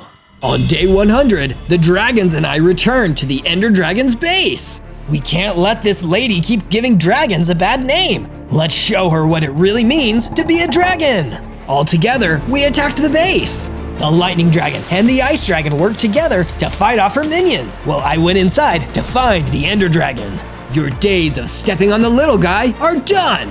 Ready to lose again so soon? If you're so eager, then let's fight. Well, I've got this now. I pulled out the netherite axe, and she actually looked a little bit scared. How did you get that? With a lot of help, because unlike you, I believe in kindness and friendship and kicking your butt. I ran at her with the axe and started fighting. This time, I knew I was strong enough. Before long, I delivered the final blow, and the Ender Dragon fell to the ground. Finally, there can be peace between dragons and the rest of the world. On day 1, I spawned in as a mutant dragon. Whoa, I'm a dragon, but it looks like I'm a mutant one. I had spawned deep underground in a mine shaft, and I noticed I had an iron pickaxe equipped already. Looks like there's one thing to do: dig. I figured every good dragon needed a treasure hoard, and since I was a mutant dragon, I needed to find some uranium to fill my lair. Most dragons would prefer gold or silver, but uranium is perfect for me. As I was digging, I stumbled on some ore, but a bar guest showed up and attacked me. Wait, I'm just a kid. I was so afraid that I dropped my pickaxe as I ran for it. If I was a full-grown dragon, I could have handled him no problem. But because my mutation was still weak, the only way I could survive was by running. I'm just a hatchling for now, and I only have 4 hearts. I tried to make my way to the surface, but I was intercepted by another bar guest. Oh no, I guess there was more than one. I was boxed in on all sides with no escape. Ha ha ha! I've got you! Now I can eat this dragon and absorb his mutagens to become unstoppable. Well, this isn't good. I was dragged away and thrown into a cage. On day 2, the bar guest brought in another prisoner who had also planned on eating. At first, I thought he was a normal rooster, but when I looked again, I realized that he was a cockatrice. Dinner, meet the appetizer. We hope you two can get along. When the bar guests left us alone together inside of the prison, the cockatrice ran around the cage in fear. Ah, don't eat me. It's alright, I might be a little mutated, but I'm a dragon just like you. That means I'm a friend. Call me Zozo. Oh, thank goodness. Another dragon. I thought I was gonna become a chicken dinner.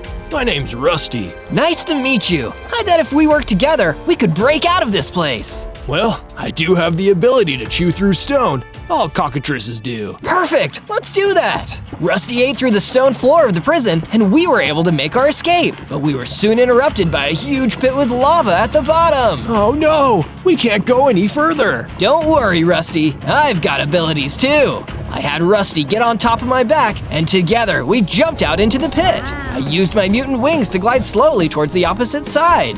And just like that, we had made it past the lava pit. That was impressive, Zozo. Thanks, Rusty. We stayed underground for a little while longer before Rusty dug us a path back to the surface. We decided to split up for now so that the bar guests would have to do the same to catch us. On day 3, I found myself inside of a strange forest that I didn't recognize. I wasn't sure if I was still in bar guest territory, so I wanted to lay low, but my hunger meter had other plans. I have to eat something, fast! I skulked around the woods and ambushed some cows for meat. It seemed like I was the only mutant animal around, so all the other ones were scared of me. I had to be extra careful if I wanted to hunt successfully. I also picked up some fruits and vegetables because dragons are omnivores. We'll eat anything. Just then, I noticed there was a bizarre creature approaching me. Greetings. Who are you? What? You don't recognize a fellow mutant when you see one? I'm a mutant dragon. What are you a mutant of? I am half mutant crab and half mutant brain.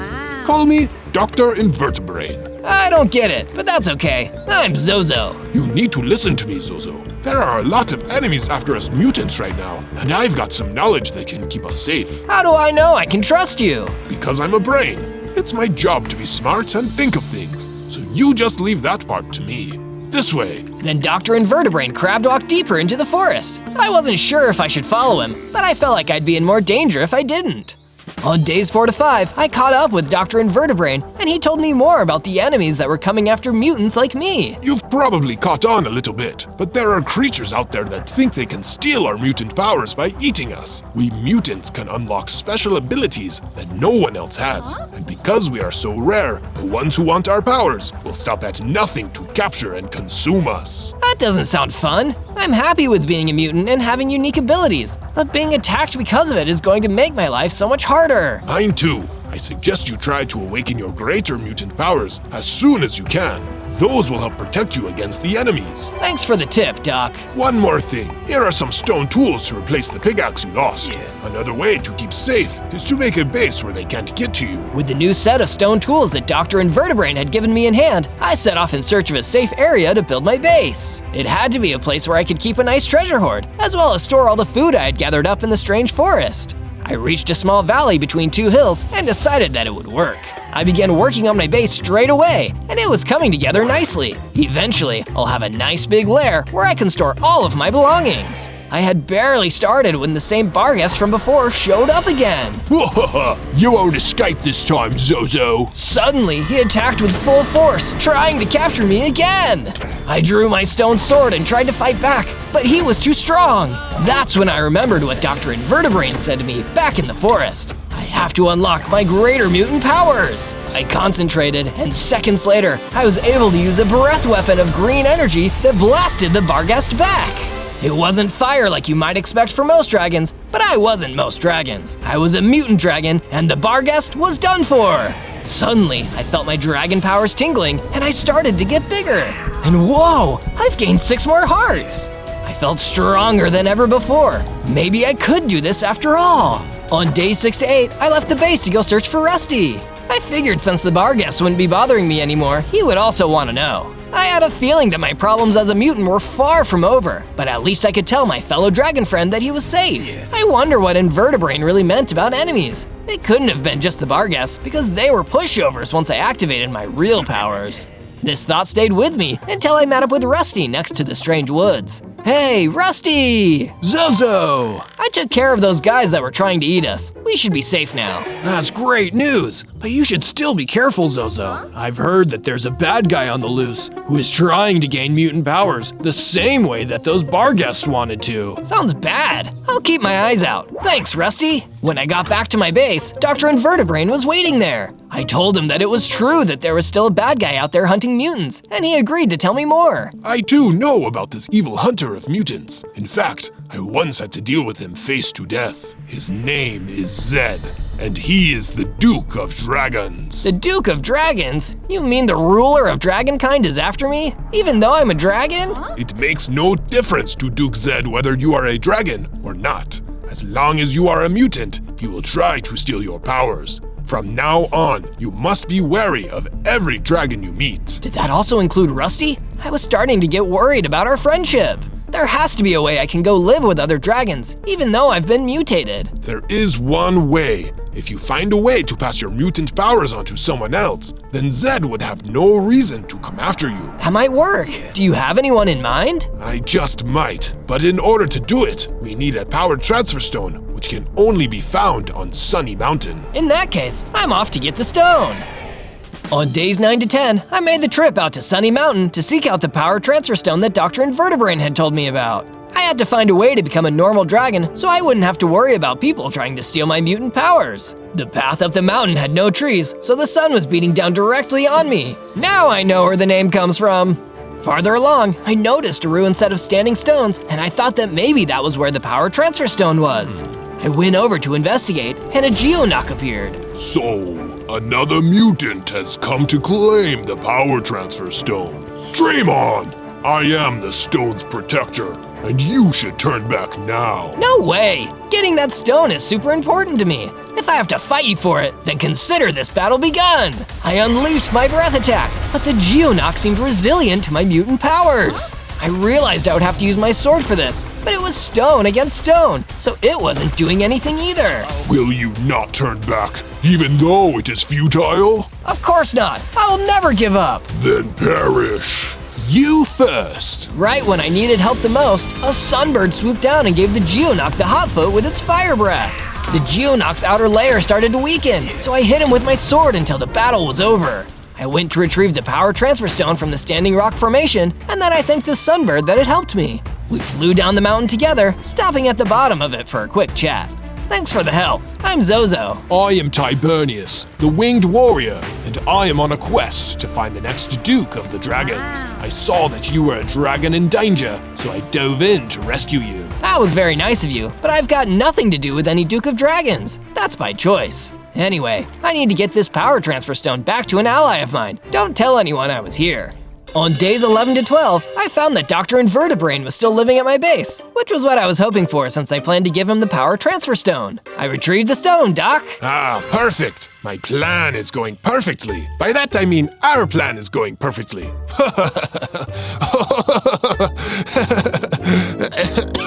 I didn't think it was that funny. But anyway, what else do I need to do in order to transfer my powers away? Eager to get to the next phase, are we? Well then, pay attention, because this is where things are really going to get challenging. I'm listening. You must place the power transfer stone within the mouth of a magic idol that sits on a nearby island. I'll show you how to get there. Excellent. I can't wait to be free of my powers. I can't wait either. I still didn't know what Dr. Invertebrain was laughing about, but I figured he was just remembering an inside joke. On my way to Idle Island, I stopped by an open cave to dig for iron ore. A strong suit of armor should protect me in case anyone working for Duke Zed tries to capture me. Unfortunately, the cave was full of hyenas, so I needed to do multiple sweeps with my green energy breath weapon to clear them out. Once I had cleared the cave of the hyenas, I collected the iron ore. Then I went back outside and flew off towards Idle Island. On days 13 to 15, I came ashore on the island and saw the idol waiting for me to place the power transfer stone in its mouth. There were signs all over the place with messages that said, "Here's Zozo," and "Transfer your power here." I want to feel welcome, but I'm starting to just feel creeped out instead. Was Dr. Invertebrain not telling me something about the idol? Maybe he had been planning to do something with the power transfer stone for longer than I thought. But then again, he'd still have to have known my name, and we didn't meet that long ago. This was getting too weird. So instead of placing the stone inside the idol, I jumped back into the air and flew back towards my base. I needed answers about all of this, and I was convinced that only the good doctor could give them to me. On days 16 to 19, I was surprised to run into Dr. Invertebrain in the field while I was still on my way to the base. He noticed that I still had the power transfer stone in my possession. Why didn't you put the stone in the idol's mouth like I asked? I'm sorry, I didn't mean to not listen to you, but that place was really weird, and I have some questions about what has been going on. Questions for me. Well, I am a brain, so I should be smart enough to give some good answers. First, why hasn't Zed sent any minions after me? You said he would, but I haven't seen any signs of it. Second, why did it seem like you had been to that island and knew my name before you met me? You should ask better questions, Zozo. Those will get us nowhere. Just leave the rest of the thinking to me, will you? Alright, but I'm still confused. When I made it back to the base, I was startled to see Tibernius the Sunbird there waiting for me. It is you! You're the one I've been looking for! We need your help quickly! The Duchy of Dragons is under attack! The Duchy of Dragons? Isn't that the place ruled by Duke Zed of the Dragons? Wait, did you say I was… There's no time! You're the only one who can stop that madman Dr. Invertebrain! What? It couldn't be true! I followed Tibernius, and the two of us hurried to the Duchy of Dragons. Once we got there, I saw that it was being attacked by Dr. Invertebrain! He was using mutant powers to destroy the buildings! Invertebrain, stop this! What are you doing? I tried to do this the nice way, but you chose to defy me.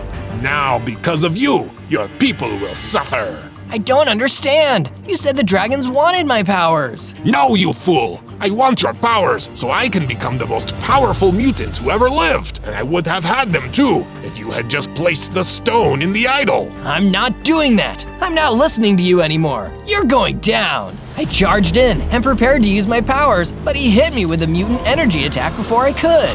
Due to the power of it, I was knocked out cold. On days 20 to 22, I woke up and saw that the Duchy of Dragons had been completely destroyed. There was no sign of Dr. Invertebrain anywhere. What was even worse was that the power transfer stone was gone from my inventory. He must have stolen it from me after I was knocked out. You're awake! I guess Invertebrain still needs you alive. Tibernius, I'm so sorry. I was too weak to stop him. Don't worry, Zozo. I've gathered the remaining dragons and told them that you could make it up to them by giving them a new home in your base. You did?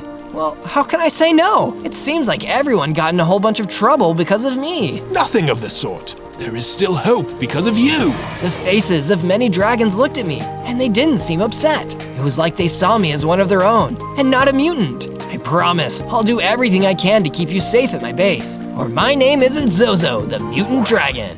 I spent the rest of the days gathering materials and expanding the base outward so it looked like the new Duchy of Dragons. I added a bunch of houses for the dragons and a bridge to connect them all. I wanted to make it feel like the home they lost and provide a safe space for them. On days 23 to 26, I was searching a nearby mountain for some gold that normal dragons really like and found a hidden canyon with loads of it. The canyon seemed to be crawling with aggressive macas, which seemed to be very territorial and seems like they could deal a lot of damage. I better go out of my way to avoid a fight. I went deeper into the canyon undetected, but it turned out that some of the others weren't so lucky. I saw a zombie getting attacked by the macas. He looked like a mutant too, just like me, and was punching them with his green fists. Hey, fellow mutant, we should work together. I can help you. No way! You're just gonna try and steal my powers, aren't you? Just like Invertebrain. I promise I won't. He tried to do that to me too. It sounds like we've got a common enemy then. Okay, I'll accept a hand. I jumped in to help and used my energy blast to scatter the macas so the mutant zombies could take them out one by one with his punches. Together, we defeated all of them with ease. Thanks for the assist. I had almost given up on my fellow mutant. Here's a tip about unlocking your powers as a reward. The mutant zombie showed me how to focus my energy into my limbs like he did. Thanks to his demonstration, I could jump super high with an energy-powered wing boost. Thank you. I'll make sure to put this power to good use. If you see Dr. Invertebrain, give him the old one too for me. On days 27 to 31, I found some sheep wandering through a burnt plain. Meh. So hungry. What happened to all the grass here, guys? There was some kind of evil energy blast, and all the grass got burned up. We used to graze here all the time, but now it's gone. Don't worry, the grass is always greener on the other side of the valley. And by that I mean, my base has some grass you could eat. Bah, thank you. The sheep and I returned to my base. I then built them an enclosure around a grassy field where they could live and eat peacefully. After that, I went to see Tibernius and noticed he had created a training area where everyone could practice sword skills. We need to be ready in case of another attack, especially because Duke Zed and his noble guard have gone missing. That's right, I almost forgot. There are still some dragons that fled the city during Dr. Invertebrain's attack. We've got to make sure to find them. I'm sure they'll turn up, but for now, we should prepare for Invertebrain's next move. Meanwhile, unknown to myself and Tibernius, the evil doctor had been growing more powerful. He had captured that mutant zombie I had met in the hidden canyon and was using the power transfer stone and the island idol to drain the zombie's powers and add them to his own. You'll never get away with this, Invertebrain. Oh, but I already have. And I'll keep transferring the powers of every other mutant to myself until I'm all powerful! On days 32 to 35, I was mining for more materials when I encountered a group of fire dragons. Are you refugees from the duchy? It's one of them mutants that destroyed the duchy.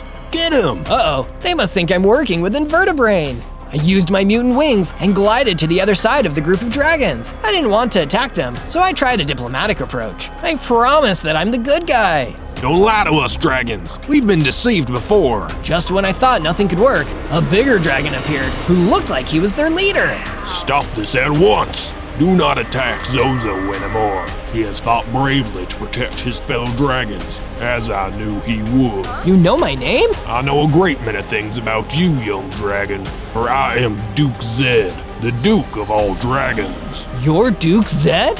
I was told you would try to steal my powers, but I'm guessing that was another one of Dr. Invertebrain's lies. Indeed it was. He tried to turn us against each other, but the truth is that we share a strong bond. A strong bond? What did he mean by that? I had never met this dragon before in my life, but somehow what he was saying felt like it was true in my heart. I had to know more. Duke Zed, please return to my base and tell me everything. I need to know about Invertebrain and why I've always had these mutant powers. No, I cannot.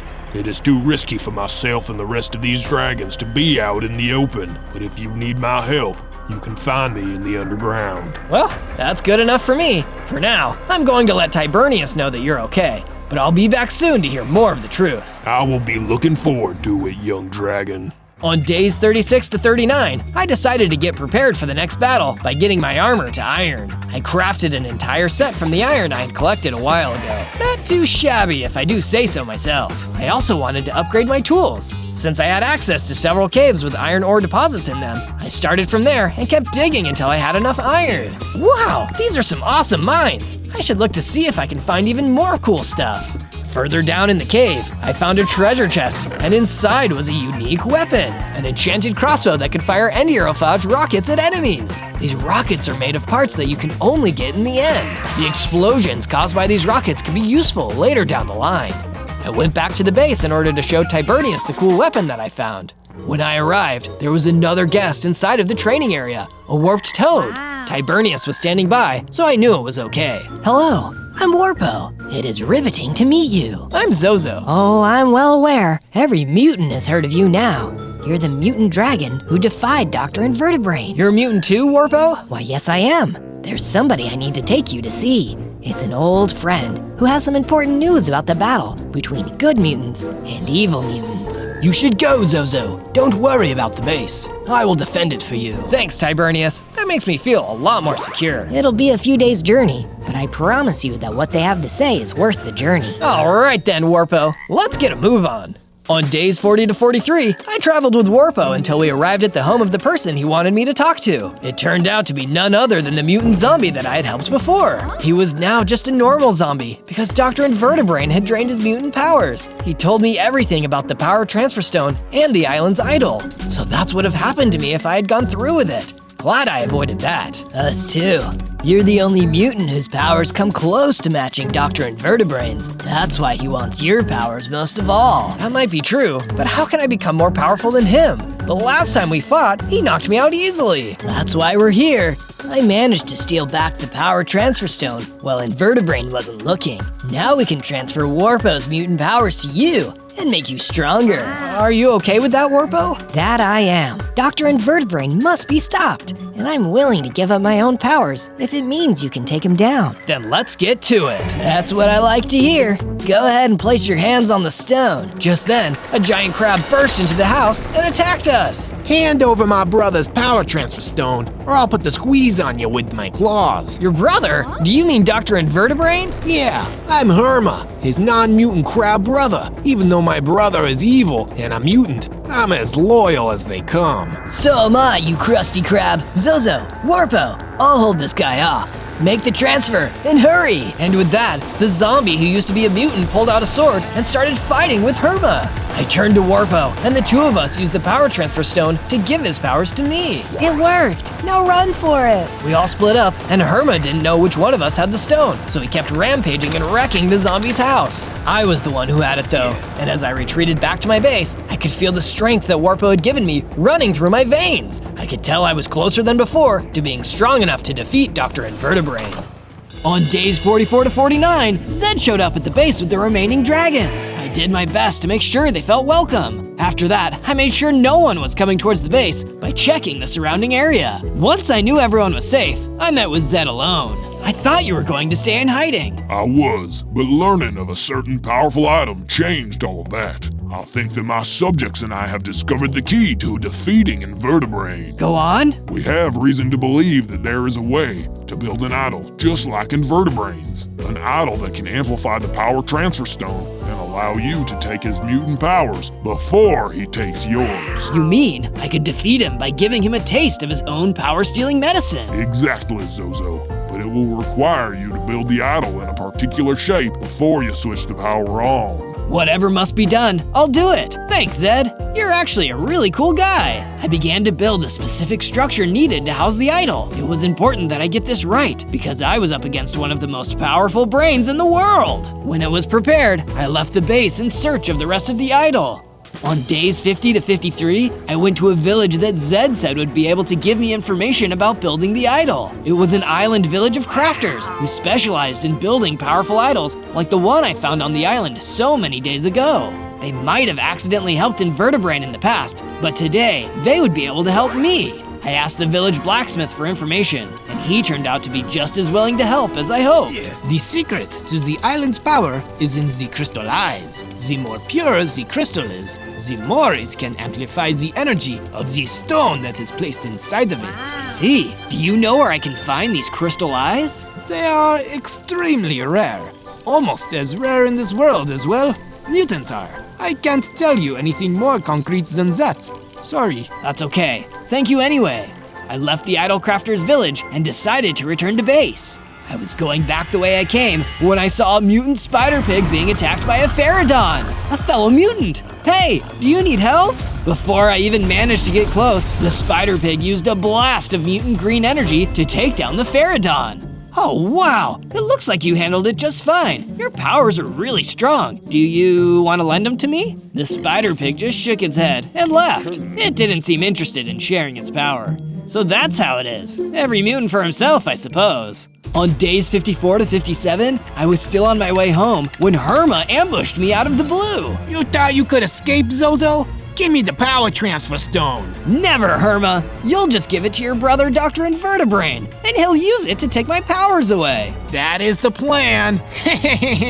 His pincer attack hit me in the side, and it really hurt. I had taken a lot of damage, but fortunately, I was regenerating a lot faster than normal. This must be the power I got from Warpo, mutant regeneration. So what if you can survive more of my attacks? I'll still cut you down to size. Herma was a tough opponent, and even my mutant green energy blast wasn't able to scratch his powerful crab shell. My brother used to practice his mutant powers on me all the time, so I've become resistant to it. You're nowhere near as strong as he is. I only had one weapon left, and I needed to use it as a distraction. I blasted him with an endurophage rocket. It didn't beat him, but it hurt him enough that I had time to escape. Meanwhile, Dr. Invertebrain was fighting a bunch of Geonox in a place that I had never been before. It turned out there was more than one power transfer stone in the world, and he was going to get the other one. I should have done this a long time ago. Once I acquire the second power transfer stone, I'll outfit my idol with even greater crystal eyes. so I can transfer power from anywhere. On days 58 to 62, I returned to find out that my base now looked almost exactly like the old Duchy of Dragons. The fire dragons in Tibernius had been rebuilding it into a brand new capital city for the dragons, since the previous one was destroyed. I decided to join in and build a statue that would make this new home even more special for all the dragons living here. It would surely be the talk of the base when it was complete. For now, it didn't look much like it would turn out to be. I also decided to place a bunch of fire pits to keep the base well lit, even when it was dark outside. That way, no one could get lost in the dark.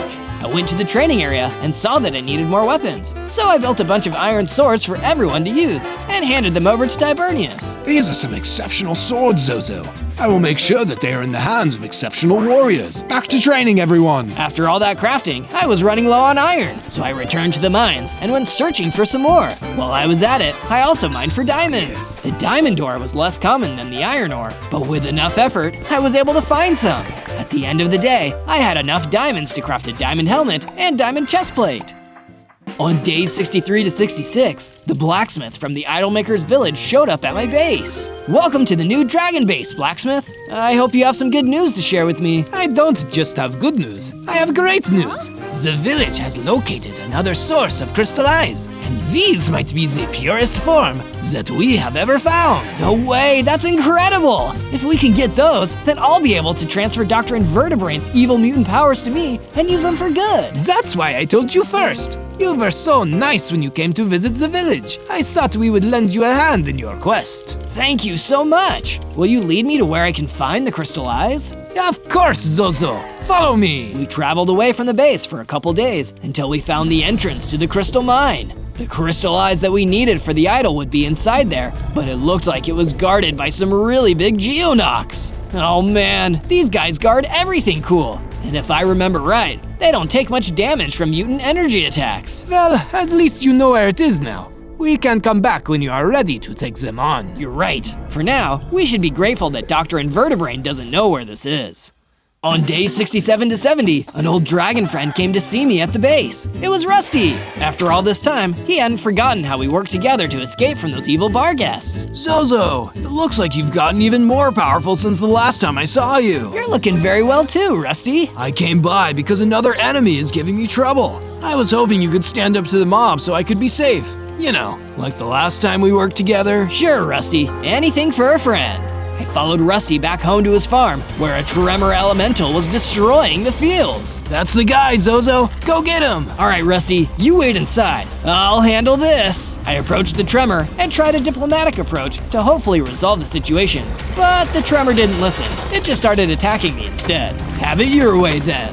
I shot a blast of green energy at the tremor, stunning him in place. It seemed like my powers were growing even stronger. The tremor was helpless, so instead of defeating him, I spared him. You're not going to cause my friend Rusty any more trouble, but I do have a job for you, since you are an Earth Elemental. If you can talk to the big Geonocs and have them let me into the Crystal Eye Mines, I'll treat you like a friend from now on.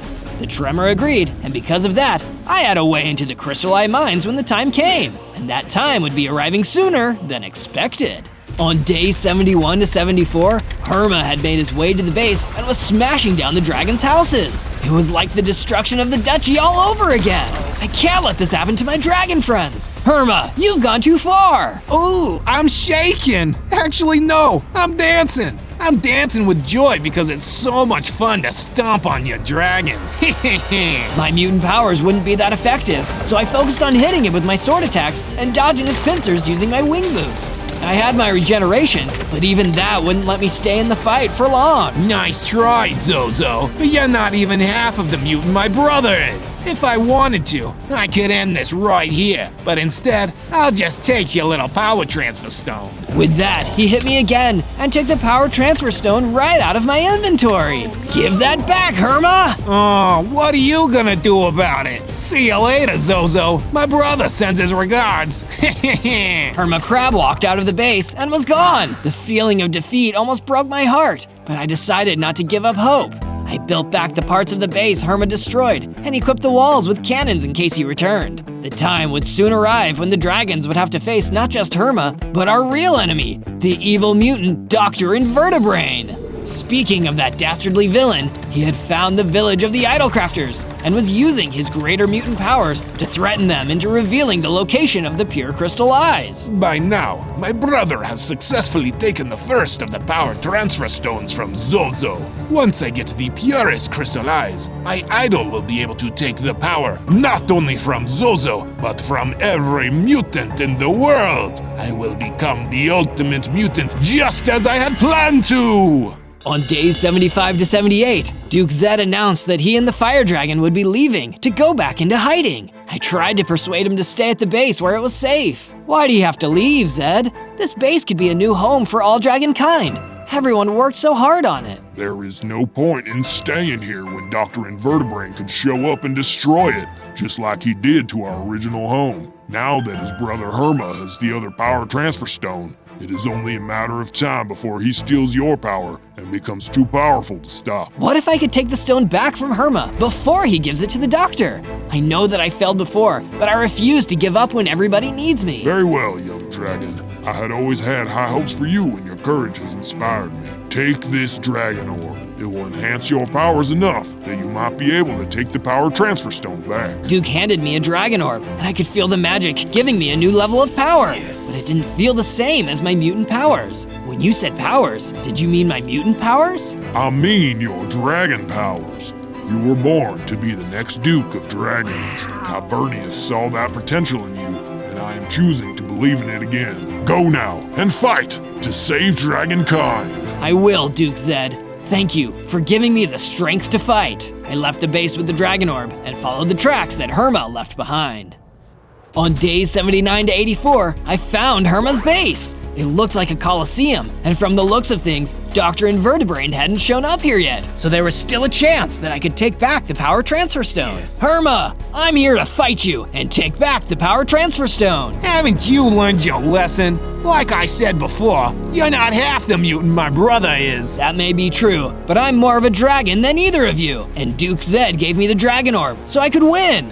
So that was Zed's plan. Let's see how it goes. Even with the power of the dragon orb, Herma was incredibly tough. My attacks could damage him, but I still couldn't rely on my mutant powers. I flew up and dive-bombed him from above, but it was no use. Even if I had more enterophage rockets, the battle was still going against me. Time to call it quits, Zozo. Herma swung its pincer at me. My regeneration wasn't fast enough. It looked like it was going to be lights out. Not so fast. When all hope was lost, Tibernius showed up and covered the arena in smoke. Thanks to that, we were able to sneak away. But Herma managed to hit Tibernius in the smoke. Tibernius, you're hurt. Don't worry about me, Zozo. I have something you might want. He gave me a power transfer stone. I've always wondered what would happen if a non-mutant tried to transfer power through it. What do you say, Zozo? Will you accept my fire powers? Of course! Let's fry this crab! I used the power transfer stone and sent all of the fire powers of a sunbird into me. Now I could breathe fire just like a dragon. I was now larger, stronger, and capable of shooting strong flames. My heart's even doubled. You're toast, Herma. Brother, I have failed you. No! With Tibernius's powers, I defeated the crab and was able to keep the stone.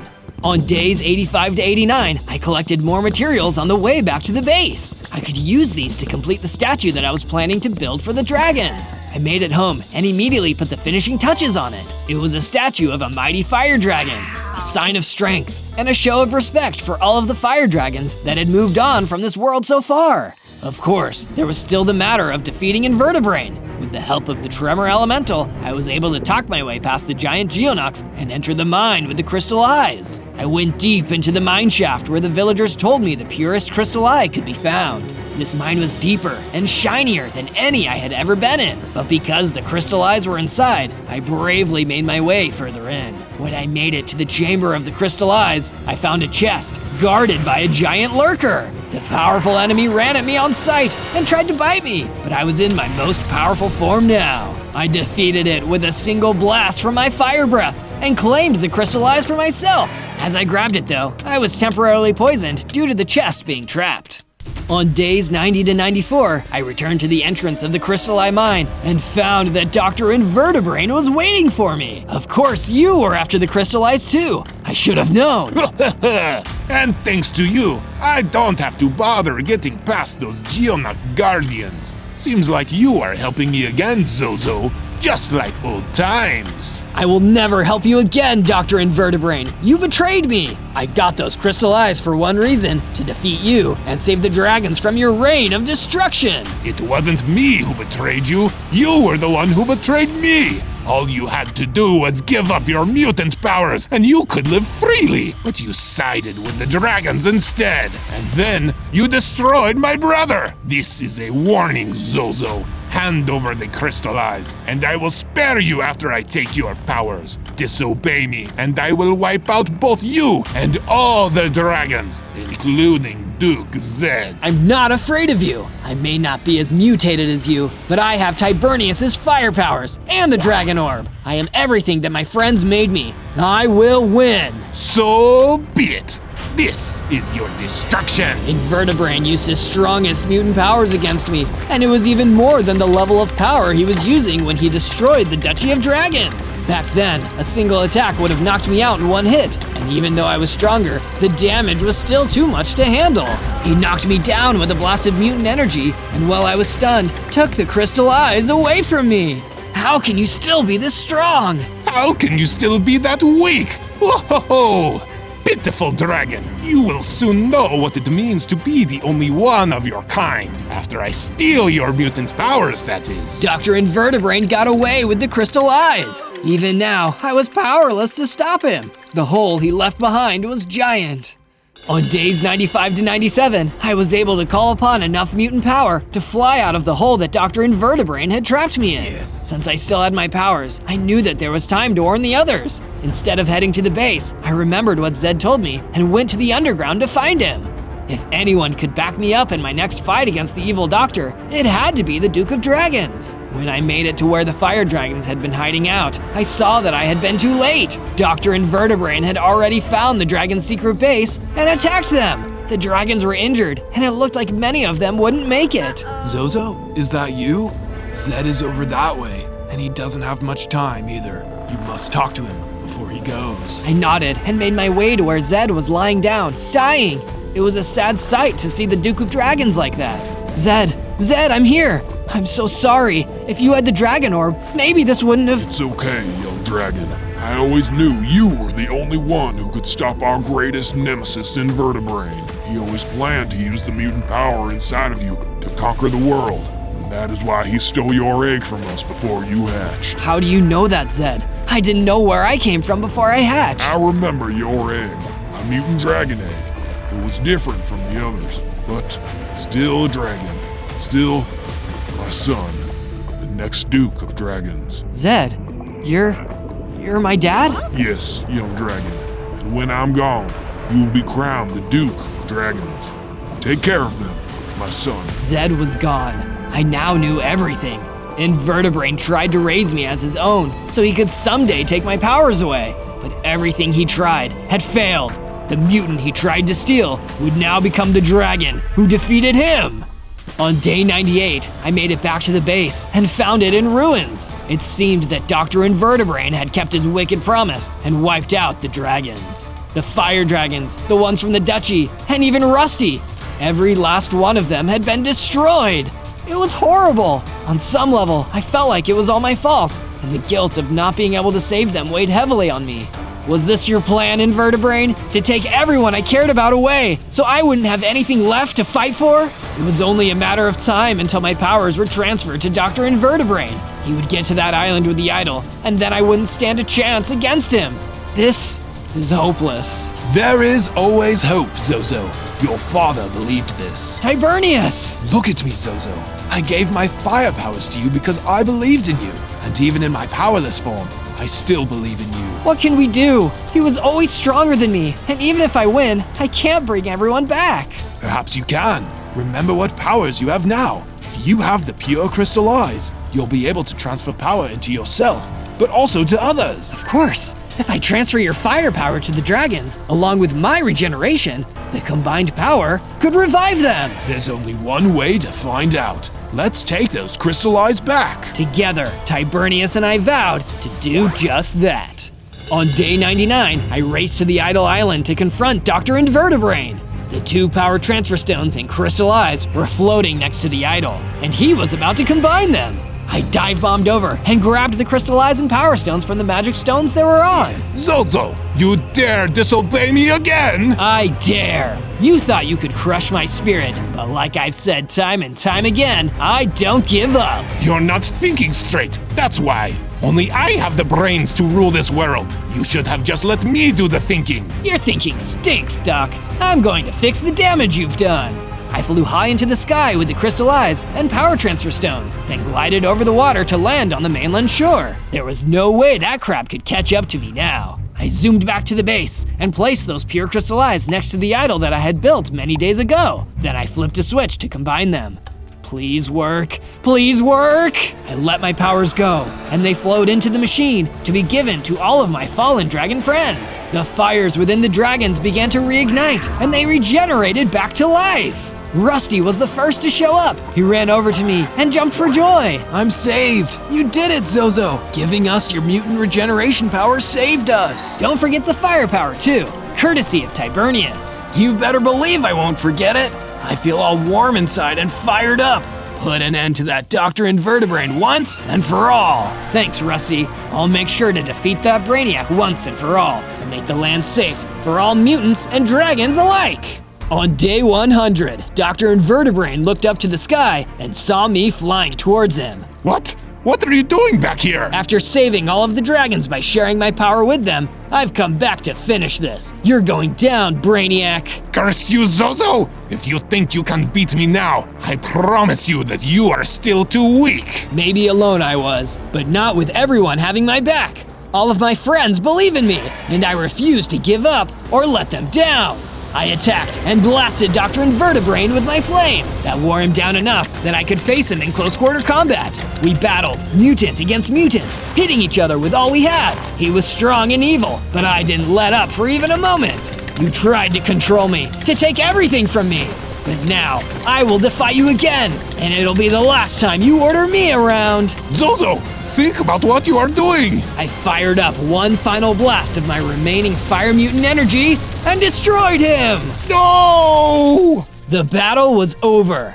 Now the rebuilding of the Dragon Duchy could begin, and all mutant and dragon kind could finally live in peace and harmony. I may have been born a mutant, but because of my heart, everyone was now free to be who they truly are. On day 1, I spawned in as Monkey D. Luffy, the rubber boy with a straw hat. Yo ho ho! I'm going to be the future king of the pirates! But it looks like I'm just a little kid for right now. At least my dreams are big. I gotta go find some good food to eat so I can grow up to be super strong. But there's nothing around this village but coconut trees. Whoa, a storm is rolling in. I better take cover. Is that a lightning bolt or a person? Avast ye straw hat, Zozo. I be Captain O'Kilowatt, and you've had the misfortune of washing ashore of me island. Here you will be doomed to wander the many dangerous terrains in search of me greatest buried treasure. If ye succeed within 100 days, ye may keep what ye find. But if ye fail, ye will never be allowed to leave. Buried treasure? Well, Monkey D. Luffy is a pirate, so that treasure is as good as found. Ye had better hope that you find it, or ye will never voyage on the sea again. Challenge accepted, you stormy scallywag. Good luck, Zozo. You'll need it. Captain O'Kilowatt laughed evilly and rained down lightning on the village, so I ran for cover. He attacked several houses and even wiped out the villagers. Talk about no mercy. I have no idea how big this island is, but I'm going to scour every block of it until I find that buried treasure. The dangers ahead are completely unknown, but I will face them with a bravery suited for the future king of the pirates. On day 2, I started to explore the nearby tropical forest. I have 6 hearts right now, so I need to stay in the least dangerous areas for right now. Who knows, maybe the buried treasure is in the easiest place to find it. That would be one crazy trick, wouldn't it? Oops, did I say this forest wasn't dangerous? What I meant to say was, it's filled with ghosts. Somehow, they kinda look familiar. Are you guys the ghosts of the villagers from back there? Yes, we are. Why couldn't you have been hit by that lightning instead of us? Just lucky, I guess? Not for long, Zozo, because we ghosts are going to haunt you. Oh no, I can't punch ghosts, and I don't have any weapons that can affect them. I gotta run to safety. Ah, get away from me! All of a sudden, I saw something swoop down from above. It picked me up and carried me away from the ghosts. When I got my bearings, I saw that I was at the top of a tall tree. There was a bird with a colorful beak in front of me. Were you the one who saved me? Yes, sir. I'm Stan. Stan the Toucan. And whenever there's someone in trouble in this tropical forest, I come to the rescue. That's cool, man. I'm Zozo. Want to join my pirate crew? Sure can, man. Every great pirate needs a bird sidekick after all. I'm looking for the buried treasure of Captain O'Kilowatt. Do you know anyone who can help? I just might. Follow me. On day 3, Stan the Toucan took me to a small workshop among the trees. Wait until you meet my friend, Titus the Armorer. He makes all sorts of useful items. Sweet! An armorer could be useful to have on my pirate crew. He could make me items and gear fit for a pirate king. I looked around and saw lots of really awesome armor. Did you make these all by yourself? Sorta kinda, my good pirate. I do the crafting, but it takes brave adventurers like yourself to gather materials for me. I've had loot brought to me from all the terrain on this island, and I always take what I'm given and make it into something better. Neat! I've accepted Captain O'Kilowatt's challenge, so I'll be visiting all of the terrains myself. What can you tell me about them? Well, the main ones are the ancient ruins, the Cloud City, and the Misty Maze. Nobody who has looked for Captain O'Kilowatt's treasure has ever found it. But there's plenty of rare items I can make for you, if you bring me back stuff from each of them. So, you're saying I should visit each of those 3 terrains in the next 97 days if I want to have a chance at winning? Pretty much. I set off for the terrains without a moment's delay. Luffy never passes up a chance to adventure. He also never travels without his crew, so I took Stan the Toucan with me. On days 4 to 5, I was still in the tropical forest, so I made sure to gather wood from the trees. Once I had enough, I made my first set of tools. The wooden pickaxe will serve me well in gathering stone, but I won't be needing them for long, because I'm gonna use that stone to craft myself a set of stone tools. Alright, time to build a base for the brand new Straw Hat Pirate crew. I laid a bunch of wood blocks for the foundation and made sure to give lots of space for all the new friends I'm going to recruit. I get the captain's quarters, of course, and Stan gets a birdhouse all to himself. I too can believe this base is wonderful, Captain Zozo. Oh, I get it. 2 can. Well, 2 can play that game, Stan. Very funny, but leave the puns to me, won't ya? Gotta put a kitchen in here, too. I may not have a chef on my crew yet, but I am starting to get really hungry. While I was placing down the chests, I saw a strange item fall out of a tree. Say, isn't that the gum-gum fruit? It is! Not only did it fill up my hunger bar, it also made me stretch out like a crazy rubber boy, and I grew to the size of regular Luffy. I've got 9 hearts now. With that much health, I'll be able to last much longer in a fight with mobs now. I'm that much closer to becoming the king of the pirates. Yo-ho-ho! On days 6 to 8, I was on my way to the ancient ruins when I saw a flock of giant penguins. How adorable! Except, they didn't seem friendly at all, because they were chasing someone down, and it looks like another human. And look, they're wearing an enormous chef's hat. Well, now I gotta help. I was so mad that I started smoking, and my skin turned red with anger. Now my fists are stronger than my sword. Looks like the gum-gum fruit I ate earlier gives my punches extra knockback, and I'm going to need it because these penguins totally outnumber me. I need to hit them quickly and then dodge. If they surround me, I'm dinner. With a gum-gum powered punch, I took down the biggest one and the others retreated. March back home, penguins. Don't mess with the future king of the pirates. You okay, chef? Thanks to you, I am. But how did you know I was a chef? Just a lucky guess, based on the fact that you are wearing this slightly oversized chef's hat and a chef's apron. You got me. I am a chef, named Skylar. I'm going to the ancient ruins to find a spice that can really cook my cooking up another notch. Wanna come with? I could really use a bodyguard. Sure, I'm headed there myself, looking for treasure. Personally, I think food is the greatest treasure of all. I like both treasure and food, for different reasons, of course. I can't eat gold. Or can I? You really shouldn't try to eat gold. It's not food. I'll take your word for it. You are the chef, after all. On days 9 to 10, I arrived at the ancient ruins, the first of the dangerous terrains that I must explore to complete the challenge. Before going any further, I decided to consult my loyal crew. So, Stan, Skylar, are you excited to explore the ruins? You know it, Captain Zozo. Excited? No. Eager to find the ingredients? Yes. Remember, this place is dangerous. What are you so worried about? It starts with that giant dinosaur right behind you. I thought these guys went extinct years ago, but it seems like I might be the extinct one if I don't get out of here. Ouch! That bite took away a lot of hearts. If only I knew how to use all of my different gum powers. Skylar has a weapon, but even together we're no match for this dinosaur. We've got to run away and fight another day. My crew and I ran away from the ancient ruins. Captain O'Kilowatt wasn't kidding around when he said these terrains were dangerous. And this one was only the first one.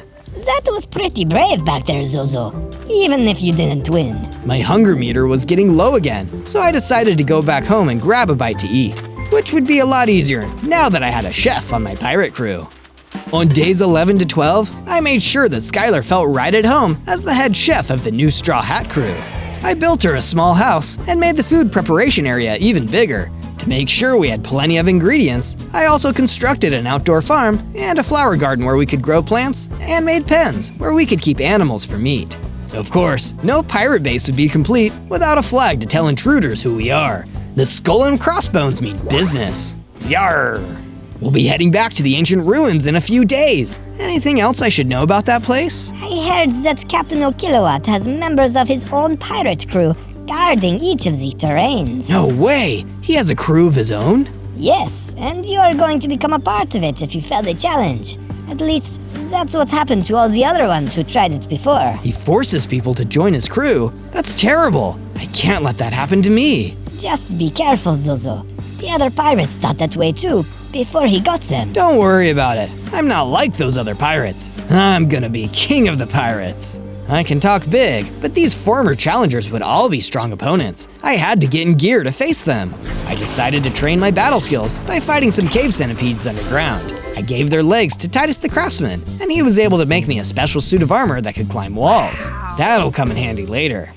On days 13 to 15, I was in the tropical woods when I realized I needed a new way to train. Stan, what should I do in order to get stronger? I need to become powerful enough to take on the dinosaur in the ancient ruins. Have you thought of going to one of the other dangerous terrains first? Maybe you'll be able to find something to help you there. That's a good point. Might I recommend the Cloud City? With your new climbing ability, you should be able to get up there through the mountains. I'll leave right away. I set off for the highest point on the map, climbing the walls with my centipede leggings until I reached the top. At the top of the mountain, it started to snow and visibility decreased. But wow, this place is amazing! There was a bridge connecting the Cloud City to the top of the mountain. Who knew there were materials that could be used to build buildings on top of clouds? I'm definitely gonna have to take some of these special blocks back with me. I better grab them fast because I can hear something inside the city. It looks like I've got company. An ice gas is flying towards me. So you must be Captain Zozo. I'm afraid you won't find any treasure here. Are you a member of the O'Kilowatt crew? Yes, I am Ghastly Gust, the keeper of Cloud City. My wind powers will blow you away. I could feel Ghastly Gust attempt to launch me off of the mountain, but I didn't give in. This was a fight I had to win if I was going to complete the challenge. The Ghast had ice ball firing abilities, which trapped me in ice and slowed me down, while also hurting me. With my gum abilities, I was able to stretch upwards and reach the gas. This way with my punches, I pummeled Ghastly Gust. When I took him down, he dropped some sort of weird key. I wonder what this opens. During the fight, it seems like I had achieved a new level of strength. I decided to return to the base and placed one of the cloud blocks on the ground. Nothing happened. Oh, this thing is broken. I want a refund. I started jumping on it, and I suddenly leveled up. Sure enough, I was faster, stronger, and could jump 2 blocks higher. Whoa, I've gone to second gear. In this most powerful form, I have 21 hearts. The training was a success. On days 16 to 19, I went to explore the Misty Maze. Since I had defeated a member of Captain O'Kilowatt's crew at Cloud City, I figured I could do the same here. True to its name, the Misty Maze was easy to get lost in. There were also skeletons everywhere, which is never a good sign. Speaking of signs, I found a mysterious note inside of the treasure chest, along with another key. The note said, I have searched throughout every corner of the Misty Maze, and there is no trace of Captain O'Kilowatt's buried treasure. I did find this key though, so whoever finds this treasure chest might have a chance to use it. What were these keys? It looked just like the one the ghastly gust dropped. Suddenly, I was attacked by the skeletons. They must have been guarding this treasure chest for Captain O'Kilowatt. Take this! You can't stop second gear. I found my way out of the maze with the key in hand. On days 20 to 22, I went to the beach on the edge of the island and fought some aggressive walruses. They weren't that tough now that I had gotten stronger, so I was able to gather their tusks as material. I mined some pearl blocks so I could trade it to the craftsman in exchange for a better helmet and boots. Here you are, Zozo. New and improved armor for a pirate captain. Thanks, Titus.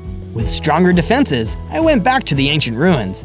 I had the feeling that I could find a third key there. The dinosaur last time was still roaming around, but I was geared up in more ways than one. I made short work of it. Wow, I really have gotten stronger. But not strong enough. Who are you? I am Anubis, the true guardian of the ancient ruins. I've been sent by Captain O'Kilowatt to defeat you here and now. He must really want to protect that buried treasure. Let me guess. It's here, in the ruins? You wish. The treasure is in a place where you'll never reach. Was the buried treasure not in any of the terrains I'd been to so far? Just then, Anubis was struck by a lightning bolt. It was Captain O'Kilowatt. But why did he attack his own crewmate? You were a fool to give away clues so easily, Anubis. I have no room on my crew for fools. I was tempted to fight him then and there, but I knew I wasn't strong enough. So I just grabbed the key he dropped and ran away. On the way out of the ruins, I grabbed some spice from the ground. Just what Skylar was looking for. On days 23 to 26, I returned to the base with all 3 keys and also the spice for Skylar. Thanks, Zozo. Now I can complete my ultimate recipes. Let me know if you make anything with meat in it. You still have to catch some animals if you want a meal to happen. Well, you're the boss, Skylar. No, I am the chef. You're the boss. I thought I was the captain. With the previous dangerous terrains unguarded, I could now gather materials from all of them. But first, I went into the cave to mine some iron ore so I could upgrade my stone tools to iron ones. That way I could mine even deeper. Just because I know there isn't treasure doesn't mean I shouldn't dig. I decided to go back to the ancient ruins where there are stone brick blocks. These are perfect for building a sturdier wall. And now, I was even able to build floating buildings just like in Cloud City. Borrowing some of the designs I saw in the Misty Maze, I created a series of secret passages that could be used to mislead any enemy pirates who tried to sneak into the base. Skylar came out of the house to give us a leash to help with the animals. I could use it for capturing animals, and I made sure to gather up some of the tastiest creatures I could find. I buffed up my defense by building a wall out of the strong blocks I had found. Even though the base was coming along great, I still wondered what to do with the 3 keys that I had gotten from fighting Captain O'Kilowatt's crew. I'd have to explore the island tomorrow and see if there was a way I could use them. On days 27 to 31, I traveled to a part of the island I had never been to before. It was a valley covered in smog. I wonder where it's all coming from. Even though it was hard to see, I could sense somebody sneaking up on me. Who's there? A pirate I had never seen before stepped out of the smog. Oh no, I've been found. Forgive me, Captain. It's okay. I'm not going to hurt you. Probably. Who are you? My name is Jovi the Ice Pirate. I'm a member of O'Kilowatt's crew, but I can't stand by and let him imprison other pirates anymore. You should come back to base with me. It's much safer out there than hiding in this smoke cloud. Okay, I'll bring my special materials as well. They can only be found in this valley. Jovi went to mine some of the material, and I left the smog valley with him to return to the base. His special material, bronze dragon scales, were perfect for crafting an even stronger suit of armor. In the meantime, I added another tower to the base, and of course, more pirate flags. I also gave the outside of the wall a decorative wooden layer to make it look more like a pirate ship on land. Wow, that's perfect! Then Jovi came walking up to me and gave me a few samples of the bronze dragon scales. Now to go see Titus about that armor. I went to visit the craftsman and showed him the special materials. It seemed like they brought back memories for him. These materials come from an island, far away from here. They're from a suit of armor I made back when I was undertaking the challenge. Wait, these are your materials? Yes, and the armor I built using them was one of my best. It belonged to a very dear crewmate who is sadly no longer here. I'm so sorry, Titus. Do you think we'd be able to rebuild the armor? We have to go back to that valley. The rest of it could still be down there. On days 32 to 35, Titus and I went to the Smog Valley and searched for the remaining pieces of the armor. The smog was so thick that it made it difficult to find anything, but it turned out that it was coming from some kind of huge factory. I noticed there was a door on the side of the factory with 3 keyholes. Those must be where the 3 keys go. Just then, we were ambushed by several giant trolls from the smog. There's so many, how can we stand a chance? Captain Zozo, you must unlock the door. I'll hold them off. But Titus, you're not strong enough. Who do you think I am, Captain? I am the craftsman, and these are my crafts. Just then, Titus equipped a really cool set of armor I'd never seen before. Now go, find out what's in there. I ran to the door and unlocked it, knowing that I may never see Titus again. His armor could survive the attacks of those giants, but not for long. Using the time Titus bought me, I put all 3 keys into the door and it began to open. Yes. Titus, come on! It's not too late! But it was. I turned and saw him fall to the ground after an extremely hard hit from the giants. Titus! I ran in and knocked down one of the giants, surprised at my own strength. But the next one hit me and took away most of my hearts. Captain, I've done all I can. Equip my armor. It's the only way. Okay. With Titus's enchanted armor, I fought back against the giants, fueled by the rage at what they did to my friend. When they were all defeated, the armor vanished into thin air. It was gone, and so was Titus. On days 36 to 39, I went through the large door that led to the factory. It was dark inside, but I soon found a light switch. I flipped it on and saw this place was up to something really sinister. Giants, like the ones outside, were being modified on a conveyor belt to become tricked out cyborgs.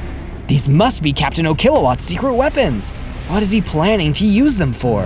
Beep boop. Intruder alert. Uh-oh, an evil robot. Time to show no mercy. I hit the mechanical menace hard, and he was launched back. Yes. I was ready to go for round 2 when the robot seemed to stop fighting.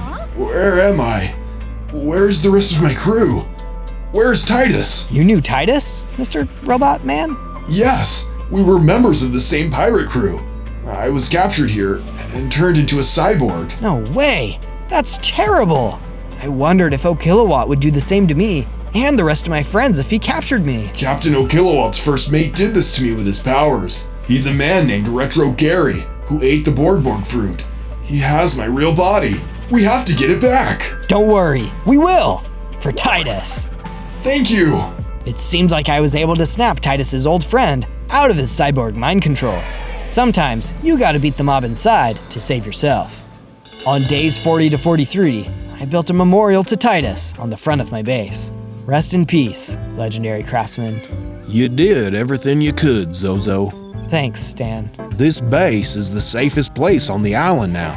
We should let some of the good people from Cloud City live here. Good idea! I built some more floating dwellings inside the walls of the base. That way, the Cloud villagers could live the way they were used to. We went to the Cloud City to invite the friendly Cloud villagers to come live with us, and they agreed. There are so many people living at the base now, and all of them are counting on me to find the treasure. I can't let anybody down. I promise I'll become the king of the pirates. I believe you can do it, Zozo. Oh, hi, Jovi. How are you liking the base? I'm really grateful for the fact you took me in. I also thought I should tell you where you can find more of those materials I brought with me. You mean the pieces of Titus's armor? Yeah, there's more of it at my old hideout near the Smog Valley. It's in a badland where Captain O'Kilowatt tests his lightning powers. Sounds like I'll need to be careful, but it means getting the rest of those materials. I have to do it. For Titus! If I could complete that armor, I'd be able to face Captain O'Kilowatt and his secret weapons with my friend's ultimate work. I prepared for a journey to the Badlands. On days 44 to 49, I traveled to the Badlands. Lightning strikes had destroyed this place. There were no mobs anywhere, not even friendly ones. But there was Captain O'Kilowatt. He was practicing his lightning strikes, just like Jovi said. I see you there, Zozo. You're almost halfway out of days to complete my challenge. Are you sure you want to take me on now and cut it short? I'm only here for the rest of Titus's armor, O'Kilowatt. I'll deal with you later. Oh, how brave. but I'm afraid you have misunderstood whose armor it is. I am the one who controls the island, so everything on it is mine. I have already gotten those materials for myself, and I'm going to use them for my secret weapons. You mean those cyborg giants? Yes. In fact, I have a prototype for you to play with right now. Enjoy, Straw Hat Zozo. Captain O'Kilowatt disappeared by summoning lightning on himself, and one of those giant cyborgs showed up, armed with special futuristic enchantments. I was not going to back down. The cyborg was big and had a huge reach, but I was quick and ran around to avoid its attacks. I launched a barrage of second-gear punches at the cyborg, toppling it over. Some secret weapon you are, you belong in the recycle. But even that wasn't enough. The giant cyborg started chasing me towards a rock wall.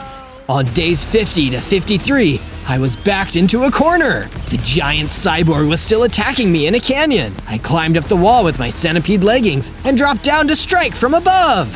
Gum Gum Battle Axe! That one looked like it did some real damage. I had to keep going while I had the advantage. The mob was really strong, but I managed to knock it out with some more punches. Man, that was just one of those secret weapons. If more were unleashed, I don't know how I could win. I need to go home and eat some good food. I couldn't worry about that now though, because the giant had dropped some of Titus's armor pieces. When I touched them, I could see Titus and his crewmates in the past. I could see them exploring all of the Misty Maze, Cloud City, and the ancient ruins. All of them are wearing powerful suits of armor. In the ancient ruins, Titus even knocked down a tree with only one swing. That's how strong he was.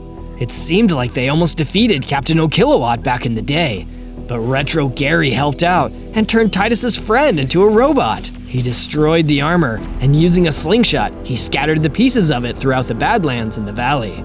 I had no idea Titus had been holding on to so much sadness. I'll make sure to complete the challenge so that nobody will ever have to face a defeat like that here again. On days 54 to 57, I made my way back to the factory to see if I could learn any more from Titus's robot crewmate. When I arrived on the inside and flipped the switch, I saw that a bunch of the giants had broken the conveyor belt and started to run free. This is probably bad for Captain O'Kilowatt in the long run, but it's bad for me right now. Those giants seemed really angry. Looks like you could use some help. Thanks, Robo-Man. A friend of Titus is a friend of mine. Working together, we managed to defeat the ordinary giants. They dropped some kind of giant power-up too. I suddenly grew bigger and became Luffy, 3rd gear. Yo-ho-ho! It looked like I arrived at the factory just in time too, because the conveyor belt was filled with the rest of the armor shards. I wore these once, when I was fully human. They belong to you now. Thanks, Robo-Man. I promise to get your body back. When I finally made it back to the base, I went to Titus's chest and picked up the last armor pieces I needed. In the chest, I also found Titus's hammer. I went to the crafting table, and doing the best I could, I put the special armor back together. Somehow, it felt like Titus was watching over me, guiding me through the crafting process. I swung the hammer over the pieces on the crafting table, and the recipe was complete. I equipped the armor, and it looked like it would protect me really well. Almost a bit too much. The helmet provided so much protection, I could barely see out of it. Maybe for now I'll take the helmet off. I like being able to see where I'm going. Now that I had put on the restored suit of armor, I saw another vision of the past. Titus was digging into the ground at the tropical forest. What did this mean? Should I try to search for treasure there? On days 58 to 62, I stocked the animal pens and loaded up the farm with all the delicious ingredients I found while exploring. Onions, rutabaga, sweet berries, and beetroot. Now the meals for my crew would be the tastiest of all time. Skylar made a big meal for everyone at the base. We set up a large picnic table, and for once, things were peaceful around here. Bon appetit. Enjoy your feast. Oh boy, there's meat, veggie, all of the food groups. This is the best. After dinner, I decided to mine so that I could have powerful tools to match my new set of powerful armor. Since one of my moves is called Gum Gum Battle Axe, I figured along with the rest of the tools, I could craft a diamond battle axe to use for chopping wood and enemies alike. They'll never see this coming. I decided to have the inside of the base look like a pirate ship to match the outside, and lined all the inner walls with dark wood. I made sure to keep lots of chests around to fill with gold. Can't have a pirate base without any treasure of our own. When all of this is over, I'll have O'Kilowatt's treasure in here too. On days 63 to 66, I went back to the tropical forest with Stan to see if maybe we could find the spot where Titus had been digging in the flashback. I don't see anything that looks like that place. What about you, Stan? Why are you asking me? I didn't see the flashback. Oh, yeah, right. You did say he was digging, so maybe you should try that hole over there. This looks a little deeper than the… Whoa, I'm falling in! I tumbled down into the shaft, leading deep down below the ground. If I hadn't caught myself with my wall climbing, that might have been it. But look at this place. There's a huge, empty chamber lit by torchlight. That's weird. It feels like there should be something in here. I dug around on the floor and found an unusual sarcophagus hidden among the rocks. It flung itself open, and out came a mummy. Back off, you gift-wrapped meanie! Thank you for setting me free. I've been trapped inside that box ever since my captain lost the silence challenge. Oh, sorry. I thought you were going to attack me. Say, what was your captain's name? His name was Captain Anubis. I was the most loyal member of his crew. Is he okay? No, I'm sorry. But I'm putting together a crew to stand up to Captain O'Kilowatt. Do you want in? Of course. I don't like that guy at all. Also, this place was supposed to be where his treasure was, but he only put me here. Where do you think the rest of it is? I don't know, but first things first, you've gotta help me get out of here. Oh, we can just climb out. Oh, right. Only I can do that. On days 67 to 70, I used the diamond tools I crafted to dig a tunnel leading back above ground. I broke open some of the blocks, and a devourer jumped into our path. It growled and hissed. Please tell me you're friendly too. It definitely wasn't, because it tried to devour me. I guess that's where the name comes from. If we don't defeat that devourer, we'll never get out of here. Don't worry, Mummy. I'm your captain now, and I won't let anything bad happen to you. I meant those words too. All the other pirates who came to this island before me may have lost their way, but I made a vow that I'd keep everyone safe. That's how I'd become the king of the pirates, and no devourer would stop me. After I finished it off, the mummy and I continued our progress towards the surface. No other mobs showed up to attack us, so the rest of the journey was easy. Before I knew it, we were back near the top of the hole inside the tropical forest. Stan was waiting for us, and he seemed happy to see that I survived. Great to see you, Captain Zozo. Well, who's that mummy guy with you? I was once part of the crew of Anubis, but after seeing the bravery of Zozo, I've decided to join up with you guys. Well, the more the merrier. We all went back to the base together and had another delicious dinner to celebrate our crew getting even bigger. It was great to see so many people joining the team. I couldn't help but feel like we were all becoming one big happy family. On days 71 to 74, I was in the Badlands when I saw smog was everywhere again. I decided to take a look around. It's kinda hard to breathe in here, but this looks just like the smog in the valley where I found that factory. That must be important. But what's even more important is that you find more of my adventures by searching ZOZO in the YouTube search bar.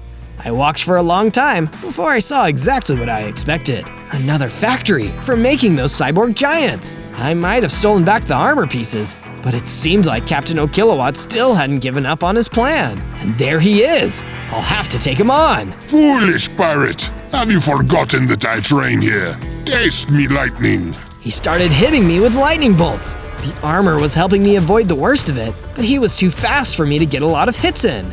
I realized I was still too weak to beat him, so I hightailed it out of there.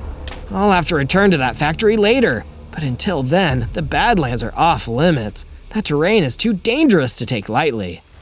On days 75 to 78, I was back at my base and doing some more work on the interior, mostly by making the dining room bigger and more decorated. This is the place where everyone eats together, so it's gotta look nice. While I was thinking about all the friends that were already here to stay, I was surprised to get a visit from the robot. Zozo, I've come to help you unlock the full power of the armor you are wearing. This armor can become even more powerful? Do you remember back when Titus wore his own special armor? How it made him way stronger than usual, while also granting him protection. Yeah, I saw both of you use that armor power in the flashback too. You can use it too. It was powered by the friendship between Titus and myself. That's our secret weapon. But how do I do it? I became friends with Titus while he was alive, but now he's gone. But I'm still here, Zozo, and I've come to give you what you are missing. I'm going to give you my friendship. Right. We fought together at that factory. We're definitely friends now. I accepted his friendship, and the power of the armor began to awaken. At the same time, so did my own power. I grew again, becoming Luffy 4th gear. Now I have 45 hearts. I'm almost strong enough to defeat Captain O'Kilowatt now. I can feel it. On days 79 to 84, I decided to destroy the new factory with my 4th gear strength and supreme armor. For Titus, of course. And also because now, I actually could probably do it. There are a bunch of those cyborg giants, but they were incomplete without the armor pieces that now made up my armor.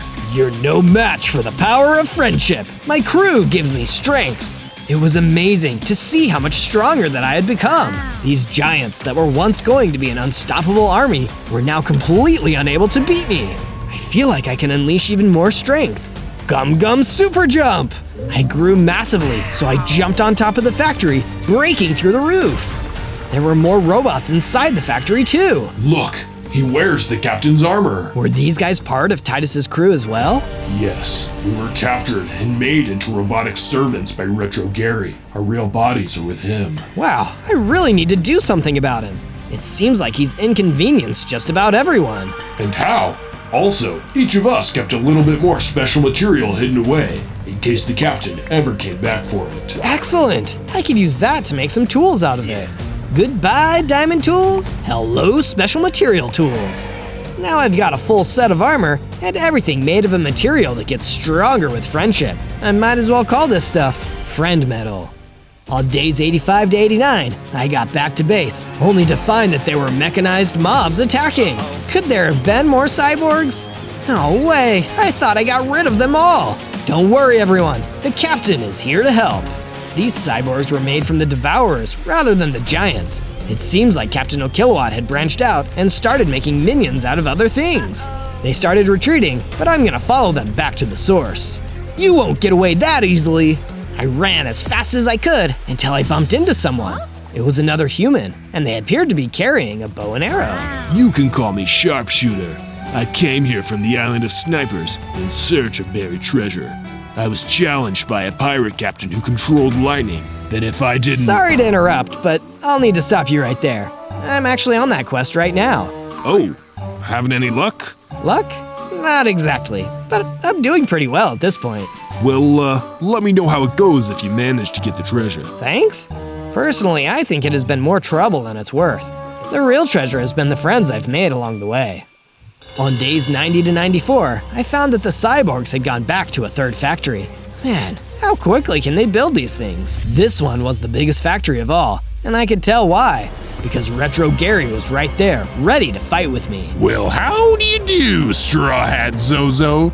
Your crew has become quite the source of trouble for my boss, so I'm gonna make sure that you're no longer a threat. You can't beat me, Gary. I've got the power of friendship on my side. Your power of friendship is no match for the power of my Borg fruit. Cyborg Devourers, combine with me and go into Super Mecha Retro Gary mode. Retro Gary combined with all of the minions to become one super powerful cyborg. This would be a tough fight for sure, but if I won, I'd be able to get all of Titus's crew's bodies back. I swung my special material axe at Retro Gary, and it seemed to do a little bit of damage. He can be hurt, which means that I can win. His attacks were really strong, but so was my armor. I stood my ground and continued to hit him over and over again. On days 95 to 97, Retro Gary still hadn't admitted defeat, but then again, neither had I. Borg Blaster! Gum Gum Mallet! We traded attacks until I noticed some of the cyborg parts were starting to fall off of him. He was getting smaller with each attack. Soon he'd be back to normal, and that's when I could take him out. Captain O'Kilowatt and I are going to create an army of invincible cyborgs created from the world's strongest pirates. And both you and that armor are going to be our finest work yet. Me? Become a cyborg? You're dreaming, Gary. But here's a better dream. I'm gonna be king of the pirates. And with one final punch, I smashed his robotic body into pieces. Before his power faded away, Gary laughed maniacally. Apparently, he had one more secret left to reveal. Zozo, there is no treasure. It was just a story we came up with to lure pirates here to this island.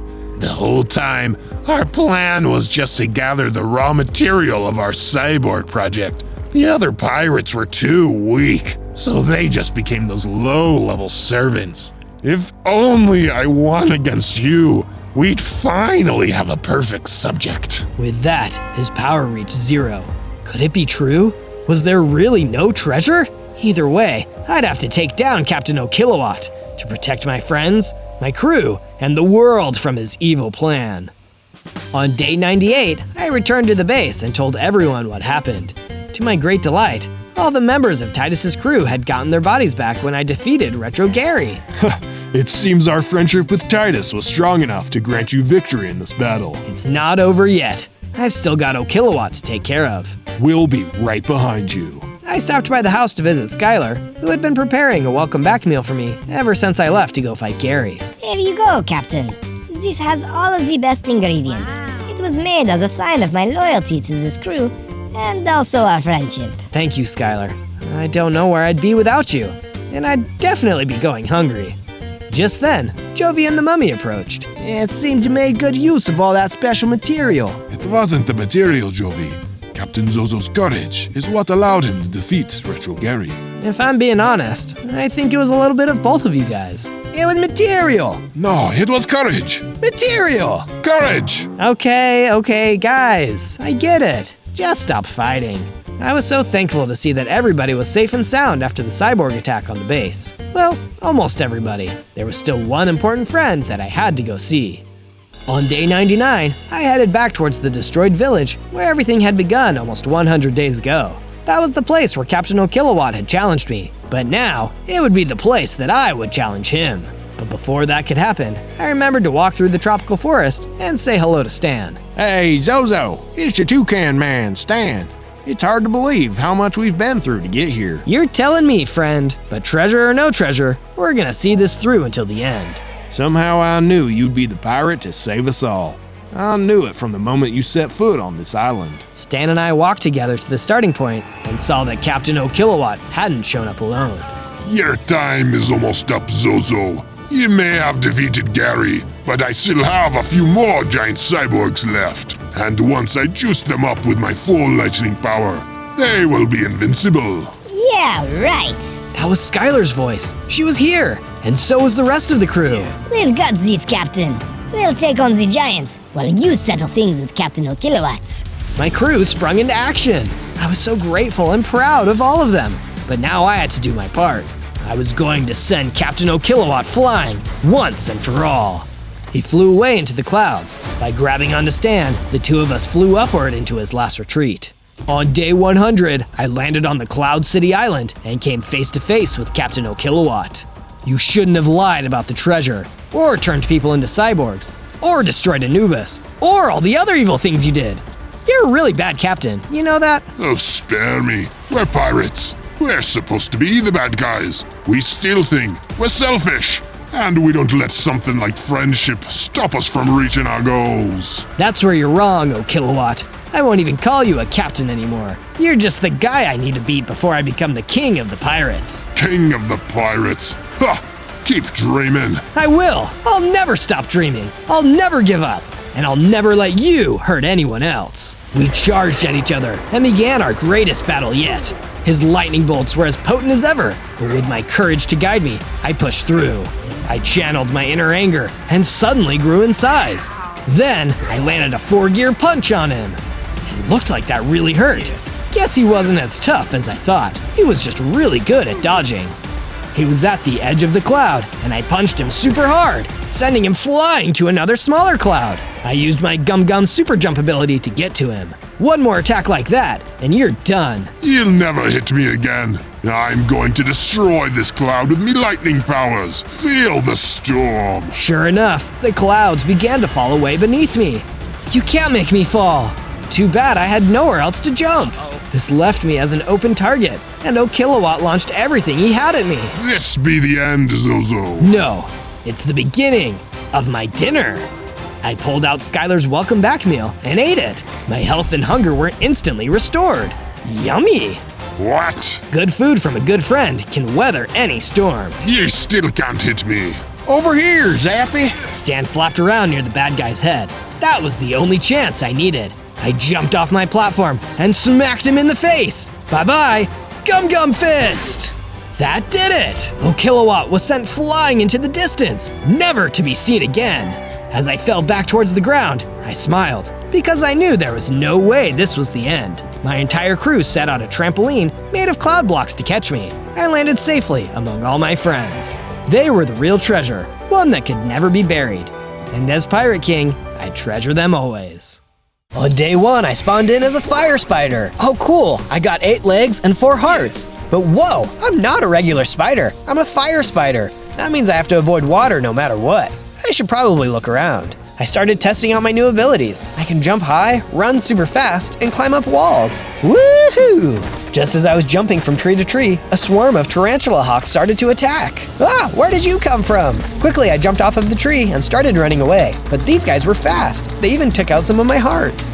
Ouch, I need those! Realizing that I couldn't outrun these guys forever, I decided I needed to fight. I wonder if I have something that could help me fight these tarantula hawks. Just then, I looked into my inventory and saw I had an item, Web Shot. Throw at your enemies to attack or stun them.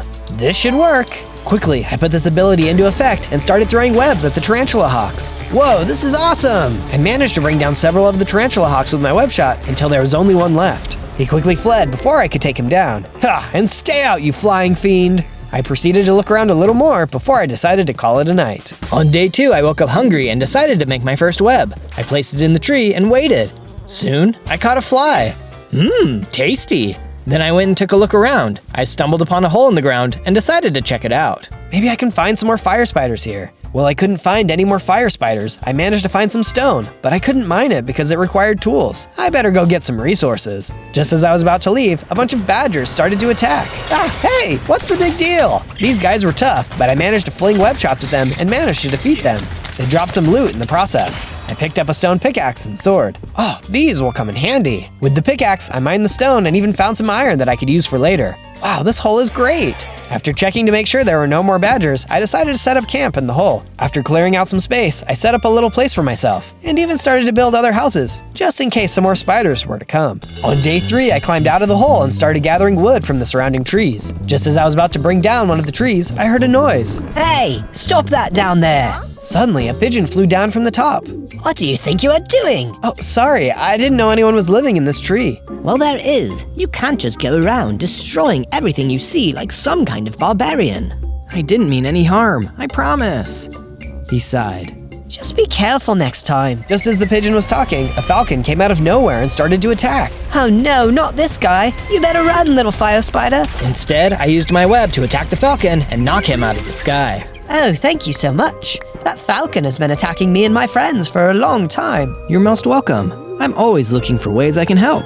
Why was he attacking you? He is a servant of the Lizard King, the evil ruler who enslaves animals with fear. Oh no, that's terrible. This Lizard King sounds like he's a real handful to deal with. My name is Percy, and I would be happy to help you with anything you need. Thank you, I could use help. You know, I have a place that you and your friends can stay to keep away from falcons. It's underground and I'm still building it. Would you like to come? Most of the time, pigeons don't like living underground, but that sounds like the safe idea. On days 4 and 5, I helped Percy put together some houses for him and his friends. This place is going to look great, Zozo. A safe haven away from the Lizard King. You're right. I'm gonna have to see if I can get more critters out of danger. I also don't know where any fire spiders are. Well, in the meantime, I will stay here and continue working. Before you go, I wanted to give you this. Percy gave me some iron armor and a sword, made from the iron I had found earlier. I thought it best for your journey. Take care, my fiery spider friend. Thanks, Percy. I will return. Soon I was off to find the Lizard King, when all of a sudden, the tarantula hawk I fought on the first day returned with even more of his friends.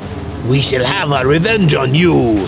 They all started swarming me with their stingers. Ouch, leave me alone! With the new sword, I managed to defeat most of the tarantula hawks, but the main tarantula hawk was heading right for me. I will defeat you and take you to the Lizard King myself. He was tougher to beat than the other tarantula hawks. I even took some damage from him. You may be strong, but I won't be defeated. Dodging his blows with my speed and jumping ability, I kept on striking him until at last he was defeated. As he disappeared, he dropped some bronze armor as well as a beaker of poison.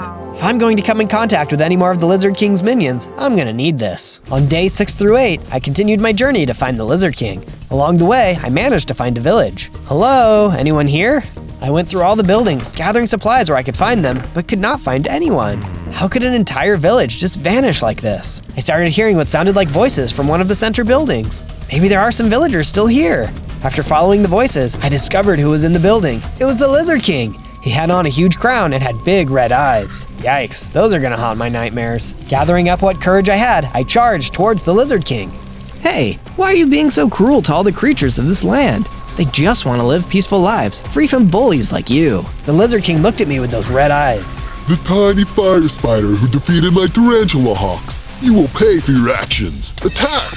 Then all of a sudden, the floor started shaking, and from out of the ground spawned a giant desert centipede. Uh-oh, this could be bad. The centipede was strong, it had over 20 hearts, and it was quick. It's a good thing I can jump and climb, or this thing would surely take me out. Then I remembered I had the beaker of poison and prepared to use it on the centipede. Just as I was about to use it, the centipede attacked and knocked the beaker out of my hand, shattering on the floor. Oh no! The centipede grabbed onto me, shaking me around with his mandibles and shaking the hearts out of me. This is not good. Just as I was about to lose my last heart, the Lizard King commanded he let me go. That's enough. I still need subjects to rule. You really thought you could defeat me? Ha! Come back again when you are worthy. That fight did a lot of damage to me, and all of a sudden, I blacked out. On days 9 and 10, I awoke to a different location. It looked like one of the houses in the village, only it was really damaged and there were webs on the walls. Ah, spiders! Oh, wait, I'm a spider too. I climbed around the damaged house to see if any more spiders were around. Hello? Any other spiders around here? Regular or fire type? Any will do. Or anyone? Preferably ones who don't want to squish me? I looked around a little more, and eventually I spotted what appeared to be a small, normal spider. Hey, where am I? Oh good, you're awake. It's good to see you up. Where's the Lizard King? Where's the centipede? You fought the Lizard King and his centipede? It's a miracle you're still alive. When I found you, they were both gone. I was really worried you weren't going to wake up, but couldn't not help a spider in need. We brought you here to look after you. We? Who's we? Well, me and my brothers and sisters. Brothers and sisters? There's more of you? Oh yes, at least 700. We live in dark, shadowy areas near here, under the protection of Daddy Longlegs. Would you like to meet him? Sure. Oh, and what's your name? Marcy. I'm a jumping spider. Indeed. Lead the way, Marcy. On days 11 to 12, Marcy led me to a secret passageway where we climbed down into a dark hall. Through the hall, we came upon the cave of Daddy Longlegs. It was surrounded by several different spiders of all different types and sizes. Daddy Longlegs, here's the fire spider who fought the centipede. He is healed and wishes to meet with you. Proceed, good spider. I am Zozo, and I come to help fight against the evil of the Lizard King. You are indeed brave, Zozo, but I am afraid the Lizard King cannot be defeated. What do you mean? How can he not be defeated? He controls the predators of the animal kingdom, forcing us spiders to live underground.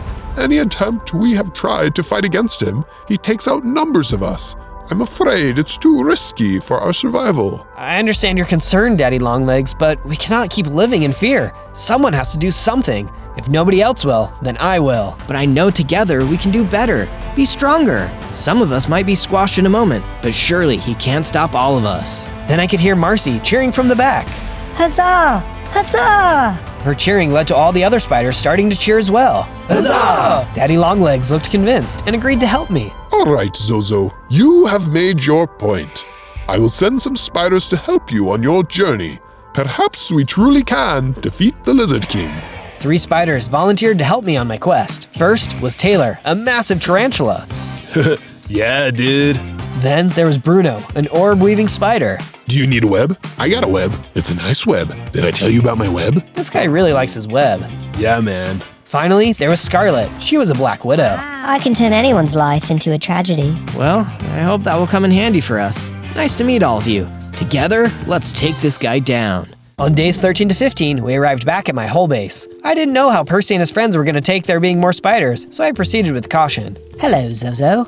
Hey, Percy. Wow, you got a lot of work done. This base is looking even better than I thought it could. Thanks. I managed to convince some other birds and animals to come make this their new home. You've done great. Hey, I wanted to tell you something. Sure. What is... Oh, more spiders! What the... What are these animals doing here? They look tasty to me. Yeah, dude. Before this tension was to become a battle, I had to calm down both sides. Listen, in order for us to defeat the Lizard King, we must stay strong together, no matter what species we are. Also, no eating the birds. Yeah. All right, sorry. After that was over, I managed to get everyone working together to create a giant statue of our hero. I hoped it could be seen as a symbol of justice and goodness for all walks of life. Can you tell what we're building? On days 16 to 19, I got a chance to meet all the new members of the base. Hey, how are you? Good to see ya. Welcome. I even ran into some unexpected guests. Oh no, the badgers again! Wait, we're sorry for attacking you earlier. We just didn't have any other place to go. We saw how you built this place, and your friend Percy said it was okay for us to stay. So wait, we're all on the same team? Yep, we're also really sorry for attacking you earlier. It's alright. I guess I can understand you being scared of someone trying to harm you. Welcome to the base. I have said that no matter our differences, we've got to work together to defeat the Lizard King. Thank you. Just as I was going around meeting new people, I saw Marcy run in looking for me. I am delivering gifts for you for your journey. These are from Daddy Longlegs. Marcy presented me with a new silver armor and sword with a special ability, Poisonous Attack. What would I do without you and Daddy Longlegs? This will be great for my journey. Thanks, Marcy. You're welcome. Say, this place is pretty nice. Do you think I can tell the other spiders about it? Sure, it's not quite finished though, but maybe when I'm done you guys can come see it. There's a lot of you, so I've got to make sure everyone is really impressed. Deal. On days 20 to 22, Taylor, Bruno, Scarlet, and I were off to catch the Lizard King. On the road, Scarlet spotted some signs up ahead. We should be careful. It looks like we are entering into the realm of the ants. Ants? Are they dangerous? They attack in numbers and can overwhelm any creature bigger than they are. Even someone like Taylor? Yeah, dude. Well, then we will definitely be cautious. I can't imagine anything worse than being dogpiled by a bunch of creepy crawlers. We scoured around for a bit, when all of a sudden a giant zombie praying mantis arose from under the ground. Gosh, he must have been attacked by the ants. Those guys are vicious. Yeah, now we gotta put him out of his misery. Bruno started making a web net to trap the praying mantis in, and Taylor threw it over to the mantis, trapping him. I think we got him. Just then, the mantis started tearing his way through the web net. Don't worry, guys, I got this. I jumped toward the praying mantis and started using my new sword. Say your prayers now, mantis. Within a few strikes, he was finally defeated, and I felt something inside me start to change. I increased in size and even had more hearts. My attacks felt stronger too, infused with even more fiery goodness. On days 23 to 26, we finally got to the anthill. We need to be cautious. The ants could attack if we are spotted. And I don't know about you guys, but I'm not interested in becoming a zombie fire spider today. Just then, a fireball flew overhead. It was the ant guards, and they were shooting at us with trebuchets. Ah, talk about fire ants! All of a sudden, Bruno started working on what appeared to be a giant slingshot. Oh, great idea! Scarlet had some TNT, as well as some flint and steel. We decided that would work perfectly for returning fire. Bombs away. We took out the trebuchet and sent the ants running into their hill. Way to go, team! On days 27 to 31, we decided to go inside the hill. Wow, these guys have been busy. Inside, we found a lot of cool items that I could use for the compound and the statue. Glowstones, I can use these. As we journeyed deeper into the caves, we saw a hidden message on the wall. Subscribe? That's not a bad idea, honestly. Yeah, dude. A little further, and we began to see what appeared to be a story by the ants. Apparently, the Queen Ant was tricked by the Lizard King, and now he has a puppet queen acting for him. That's terrible. These ants should not be under the control of a puppet ruler. We need to do something. All of a sudden, something occurred. Ants began to crawl out from the walls. Get back! I mean it! No matter how hard we fought, the ants were too numerous, and they captured us. On days 32 to 35, the ants led us to the deeper parts of the anthill. Where are you taking us? I kept trying to talk to them, but they would not respond. It was as if something was wrong with them completely. Hello, can you hear me? Eventually, we came to what I suppose is their throne room. The Queen Ant sat there looking sinister. Spiders? How disgusting. You will make a fine specimen for the Lizard King. Though my children and I are getting hungry. I'm getting pretty tired of creatures telling me they want to eat me. How about I give you something to eat instead? I looked up and I could see what looked like a chandelier made of glowstones. I fired a web shot at it and the whole thing started to come crashing down. No, not the chandelier. I fell hard onto the Queen Ant, squishing her. Whoa, what a way to go. On days 36 to 39, we began leaving the hill. The hill was even bigger than I remembered, as we wove through many different hallways. We got lost more than once. Man, how could one place look the same at every turn? When we finally decided on a place to go, more ants came toward us. If we couldn't get out, we'd be in real trouble. Stay back, we're armed! Well, technically legged. No, please don't hurt us, and we don't want to hurt you. Okay, well then what is it you do want?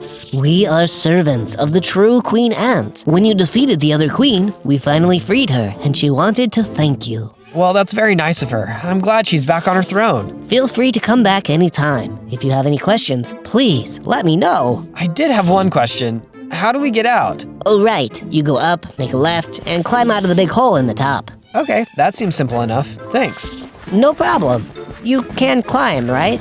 Spider. Oh, right. On days 40 to 43, we thought it would be best to get back to the compound and put these glowstones to good use. Percy was doing a great job building places for the new creatures finding out about this place. If there is one thing we birds know, it is how to make a nest to come home to. You're doing great, Percy. I also thought these could come in handy. Glowstones, excellent. It was starting to look a little dark here. Right away, we got to work using the glowstones to create light fixtures around the compound. I also made sure that these were built strong enough so that no one could get hurt if they were damaged. The last thing we'd want is for there to be another queen ant situation. No one likes to get smushed. When a spider builds something, it is made to last. Also, when birds, badgers, and other wildlife chip in on the building, it definitely helps in the long run. On days 44 to 50, I continued working on the statue. I'm really excited about this one and feel like it's coming along really well. Can you tell what the statue is yet? All of a sudden, I could see a little jumping creature appearing in the horizon. Marcy, it's good to see you. Oh, Zozo, I'm glad I found you. I have terrible news. Oh no, what's the problem? The Lizard King attacked the spider base with an army of scorpions. Scorpions? Really? Yes, they are one of our biggest enemies. That's terrible. I'm so sorry. I really didn't think he'd be bold enough to take on the entire spider nest at one time. I'm sorry I couldn't have stopped him from doing this. So am I. I wanted to tell you so you won't have to have the same fate. Now we have nowhere safe. Wait a minute, why don't you all come live at my base? Wait, really? Are you sure you won't mind all of us living with you? Of course not. Besides, us spiders need to stick together. Plus, I've got plenty of room here. There's no limit to the amount of houses we can make for everyone. Ha! I see what you did there. I better go tell the other spiders right now. Quickly, I got started gathering more materials and supplies to start building for my new neighbors. I took a good long while to gather the stuff and start building, but it was all worth it. On days 51 to 53, all of the spiders arrived. Whoa, there sure are a lot of you. Welcome. Among the spiders appeared Daddy Longlegs, and I went over to greet him. Hi, Daddy Longlegs. I'm glad to see you're all right. You're all welcome here. Thank you, Zozo, for doing this. You have given the spiders and many others hope. It was my pleasure. The spiders sure are honored and lucky to have a protector like you. Oh no, Zozo. I may have been their protector before, but you are their protector now. However, if you need advice, I will always be around. I will definitely appreciate that. I know you've seen a lot of spiders in your day. I'd never be able to lead anyone as well as you have. Afterwards, I introduced Daddy Longlegs and the other spiders to the rest of the compound. They got along pretty well. I love seeing everyone so happy to make new friends. On days 54 to 57, the whole compound got together to start building walls so no intruders could come in. When most of the building was completed, we decided we should celebrate the new compound community. Daddy Longlegs prepared to give a speech. I am truly thankful that we can all live in harmony, thanks to our magnificent friend, Zozo. Oh, guys, I appreciate that. While Daddy Longlegs kept speaking, no one noticed a group of scorpions sneaking up behind him. Daddy Longlegs, look out! But he didn't hear me, and one of the scorpions stabbed him in the back with a stinger. Oh no, Daddy Longlegs! The spiders began attacking the scorpions while I tried to lead Daddy Longlegs to safety. Just stay here, you're gonna be fine. No, Zozo, it's time for me to go. What? You can't go, it's not over yet. It's okay, Zozo. Take care of them all for me. I will. I stayed with Daddy Longlegs until the end. When I checked back, the spiders won the battle. Sadly, it was up to me to share the sad news. On days 58 to 62, the whole compound worked together to build a memorial for Daddy Longlegs. Rest in peace, Daddy Longlegs. You will be missed by us all. I promise I will do what needs to be done. While we were sad at the loss of our friend, we all realized we needed better fortifications. We spent a good portion of the days building up the walls and putting up watchtowers. I was so embarrassed that we were attacked when we thought we were safe. They should protect us, but I just wish I could have done more. Don't go blaming yourself, Zozo. Nobody could have guessed what was going to happen. To take my mind off of all of this, I went back to finish the statue. Maybe this could give us some more hope. Now can you tell who our spider hero is? It's the most famous web slinger of all time, Spider-Man, of course. Just as I completed it, Scarlet showed up and told me a messenger came to see me. We ran to the gate to see it was the ant from the anthill. Hello, what are you doing here? We heard about your attack. We are sorry for your loss. Thank you. It has been hard for a lot of us. Our queen wanted to give you something for your loss, as well as your fight against the Lizard King. The ant handed over a wrapped gift and told me to use it wisely. I couldn't wait to see what it was. I will definitely treasure this. Thank you, and thank your queen for me. I shall, and you are most welcome. On days 63 to 66, I opened the package to reveal a bunch of potions. Inside there was a health upgrade potion. I took it right away, and I gained 8 more hearts. I took a look at the other potions. Stinger Shock, can cause your enemy to be paralyzed and allow you to either heal or attack. Boy, if I ever run into that centipede again, I am gonna use this. I met with my friends and told them that this would be my final mission. Be careful, Zozo. I will. I promise to return. We have lost too many friends for me to fail. Good luck, Zozo. Go end this monster, once and for all. Yeah, dude. I said goodbye to my friends, and then I was off. All I could do was hope that I would see them again soon. On day 67 through 70, I journeyed off to find the Palace of the Lizard King. I first traveled toward the abandoned village where I first fought the centipede. I don't see him anywhere here. While I continued to look around, I spotted what appeared to be an ancient door. I wonder how long this has been here for. There was an inscription on the door that looked a little faded. I will with water when it rains. When sunlight comes, the water drains. To climb me is to achieve great gains. I quickly realized that it was a riddle and began putting it together. I got it! A water spout! The answer is a water spout! With this proclamation of the answer, the door cracked open to reveal a chest inside. I opened the box to show a full set of diamond armor and sword. I quickly put them to good use. Yeah, dude. I think I've been hanging out with Taylor a bit too much. On day 71 through 74, I traveled into the rainforest. Just as I was scurrying along the ground, a group of howler monkeys started throwing bananas at me. Oh, whoa! At least it's just bananas. One of the monkeys was huge. He must have been their leader. I started throwing web shots at him, trying to knock him out of the tree. You are not defeating me today! I managed to knock several monkeys out of the trees, forcing them to run away. The big monkey was the only one left. You might be strong, but you won't get me. With one last web shot, I knocked the monkey out of the tree and cornered him. Where is the Lizard King? Where is his palace? The big monkey gestured over in a direction. Afterwards, I went off that way. You know, that monkey looked kind of familiar. Yeah, it was probably nothing. On day 75 to 78, I journeyed along until I came to a river. Uh-oh, it's my old nemesis, water. The river was way too wide to try and jump, and I didn't want to risk falling in, so I decided to build a bridge. I was halfway finished when out of nowhere, who was to turn up but the scorpions again. You guys, I'll make you pay for what you have done. I readied my sword and prepared to attack. This is for Daddy Longlegs. I charged at the scorpions, and they leaped forward to attack me. They were strong, and I could tell they were trying to push me back into the water, but with my new armor, I could hold them off. I'll take you all on if I need to. Then I remembered I had the potion and quickly used it against the scorpions. Take this! The scorpions began to move slower, and I could see their attacks before they could make them. Block, stab, slice, gone! One by one, I took out each of the scorpions. I gathered a new item, Scorpion Tail, used to attack or intimidate enemies. Also, it can be used as a disguise. When all that was over, I continued making my bridge to get across the river. On day 79 to 85, I finally finished my bridge to cross the river. When I got to the other side, I found that the only way ahead was through a narrow ravine, but the entrance was guarded by 2 scorpions. Man, these guys are everywhere! While I could have attacked them, I remembered that I still had that scorpion tail in my belongings. I quickly put it on and approached them. La la la la la, just a disgusting scorpion out for a stroll. The guards didn't seem to mind and proceeded to let me through. Well, that was easy. While journeying, I wandered into an open field that looked pretty desert-like. Well, this is a weird place to put a desert. All of a sudden, I heard rumbling and could feel the ground shake. I knew right then what it was. Suddenly, the centipede bursted out of the ground, just like last time, and lunged toward me. It was time to take my revenge. Bring it on, leggy. That centipede was still fast and dangerous, but I was much more confident this time around. Oh, no you don't. I even used the scorpion tail to make a couple of hits, but it broke in the middle of the fight. So much for disguising myself again in the future. Take that, and that! Finally, I took out the potion again and used it for the finishing blows. I'm worthy enough this time. Prepare to be defeated. The potion worked, but the centipede was still quick. Furiously, I used everything I could to finally defeat it. Just then, I started feeling tingly. Ooh, I like this. I changed into a bigger and more powerful fire spider with even more hearts. All right now, Lizard King, prepare to meet your match. On days 86 to 90, I continued on my journey. I was feeling really confident until I realized I had just walked straight into quicksand.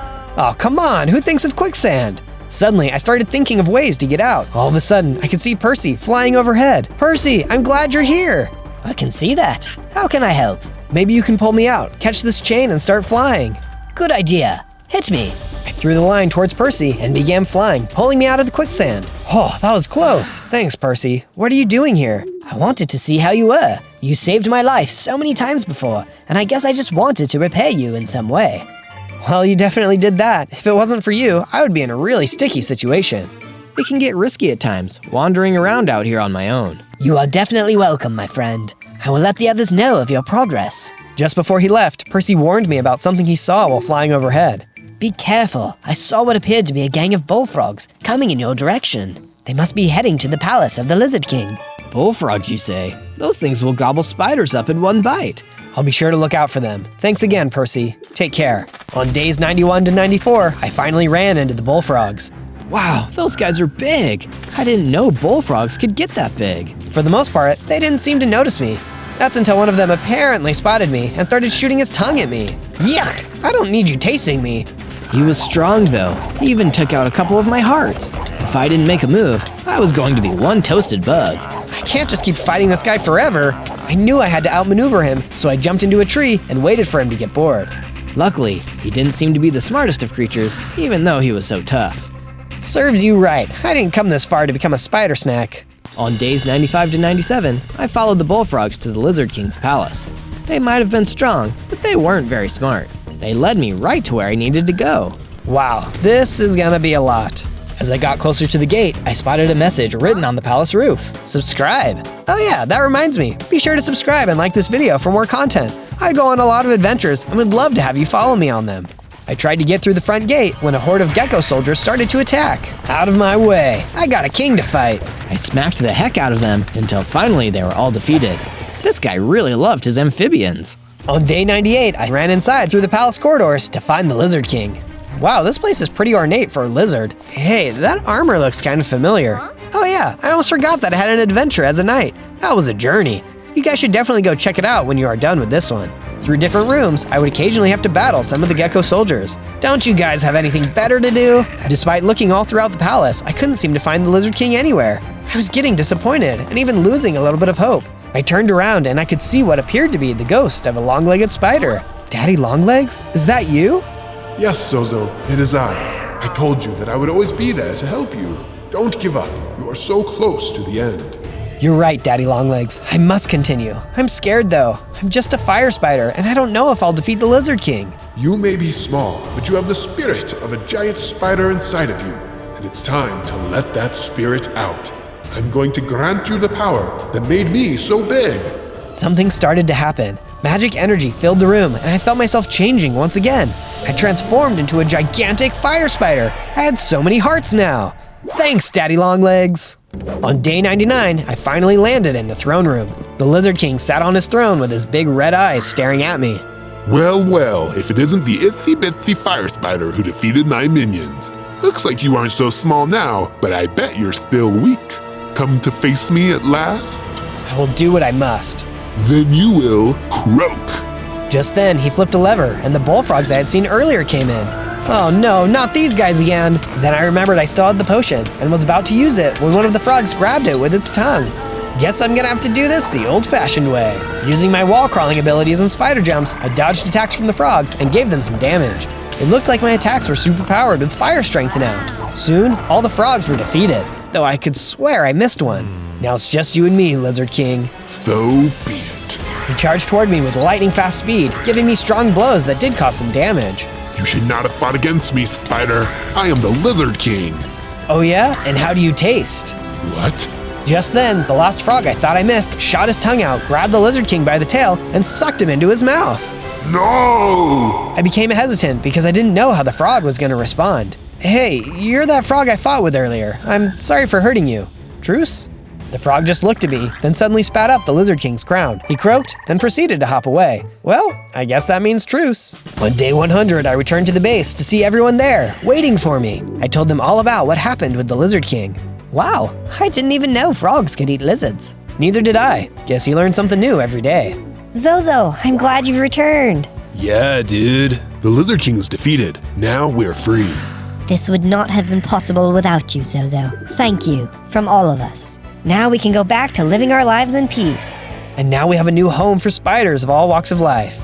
Then there came a commotion at the gate. What's going on over there? Suddenly, a loud croak could be heard. Frog! No, wait, I think I know him. Turns out, it was the frog from earlier, come by to say hello. I'm glad you could come by. Just one rule, no eating anybody. The frog agreed, and I proceeded to introduce him to everyone. This had been quite the adventure. On day 1, I spawned in as a police officer. Well, I was actually just a rookie, and I was pretty small too. It's okay, I'll move up in no time. But where are all my other cop friends? Hello, is my partner around here? I was all alone, so I checked out my gear and realized I already had some handcuffs. Cool! Just then, I noticed some bandits nearby. They were around a cage full of citizens. I approached them, but before I knew it, they were attacking me. Hey, that's no way to treat an officer. What is going on here? Why is there so much crime? It's like the criminals are in control. I wanted to help the citizens, but I only had 5 hearts, and they were running low, fast. I hurried and ran away. I didn't feel good doing it, but I really needed to heal up before I could help anybody else. I found a small cave and made camp for the night. As I went to sleep, I wondered again where all the other cops were, and why it seemed like all the criminals had taken over. On day 2, I woke up and got right down to business. If there were no other cops, then I'd have to take care of things myself. I chopped down some trees and gathered some wood to make a crafting table. With that, I was able to make a wooden sword, pickaxe, shovel, and some other simple tools. These aren't the best, but they will do for now. I went out exploring and found a small village. I looked around, but everyone seemed to be gone. I wonder where everyone went. Just then, I heard some noise from behind a fence. It was a teenage girl. Hey, it's okay, I can help. She looked a little frightened, but she eventually came out of her hiding place. What happened? There were some bandits that attacked our village. They took everyone captive, including my family. I think I saw them earlier. I'm so sorry. I'll do what I can to get your family back. She seemed happy to hear that. I'm Izzy. I'm Zozo. Hey, we should find a safe place to go. If I build us a safe house, would you want to stay there? She happily agreed. Before we left, we went through the houses to gather some supplies. I found some leather, coal, and some food. I also harvested what was left of the crops so we could make ourselves a garden.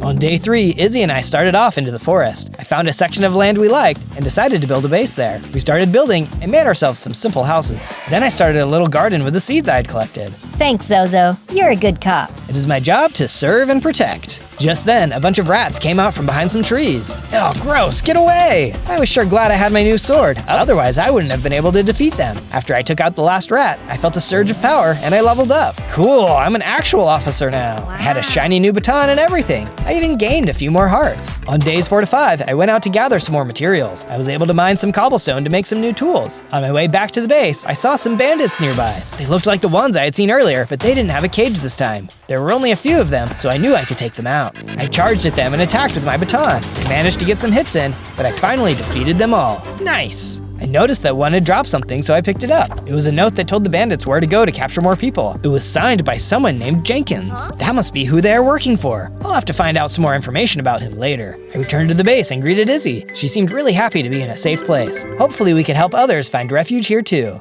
On day 6 to 8, I crafted some new stuff from the supplies I had gathered. I made a furnace and then made a tunic and some boots, using the leather I had looted from the village. Yeah, I'm ready to take on anything now. Just then, I heard Izzy screaming outside. I rushed out and followed her voice. I found her by the waterside being attacked by some spiders. Get back, you nasties! With my baton, I was easily able to defeat all of them. Thanks, Zozo. No problem. Just be careful in the future. Will do. Hey, I have something for you. Izzy threw me some flowers she had picked. I picked these for you. I thought they could brighten up the base a little bit. For sure. We went back to the base, and I went right ahead and planted some of the flowers. Izzy was right. It did give a little life to the place. Just don't go wandering off again. I can't protect you if you're too far away. She nodded. Here, I'll make you a sword, just in case. I went over to my crafting table and made Izzy a simple sword and some other tools. Thanks. These are great. She went outside to pick some flowers, this time closer to the base. She's a funny one. I just hope she doesn't get into trouble again. On days 9 to 10, I decided to go out and search for some new materials. And I wanted more information about Jenkins. I'm sure somebody knew something. I found another village that seemed abandoned. I started to gather up some crops when I heard a scream. I ran around the corner to see some bandits capturing people. I also noted one huge buff guy in a suit.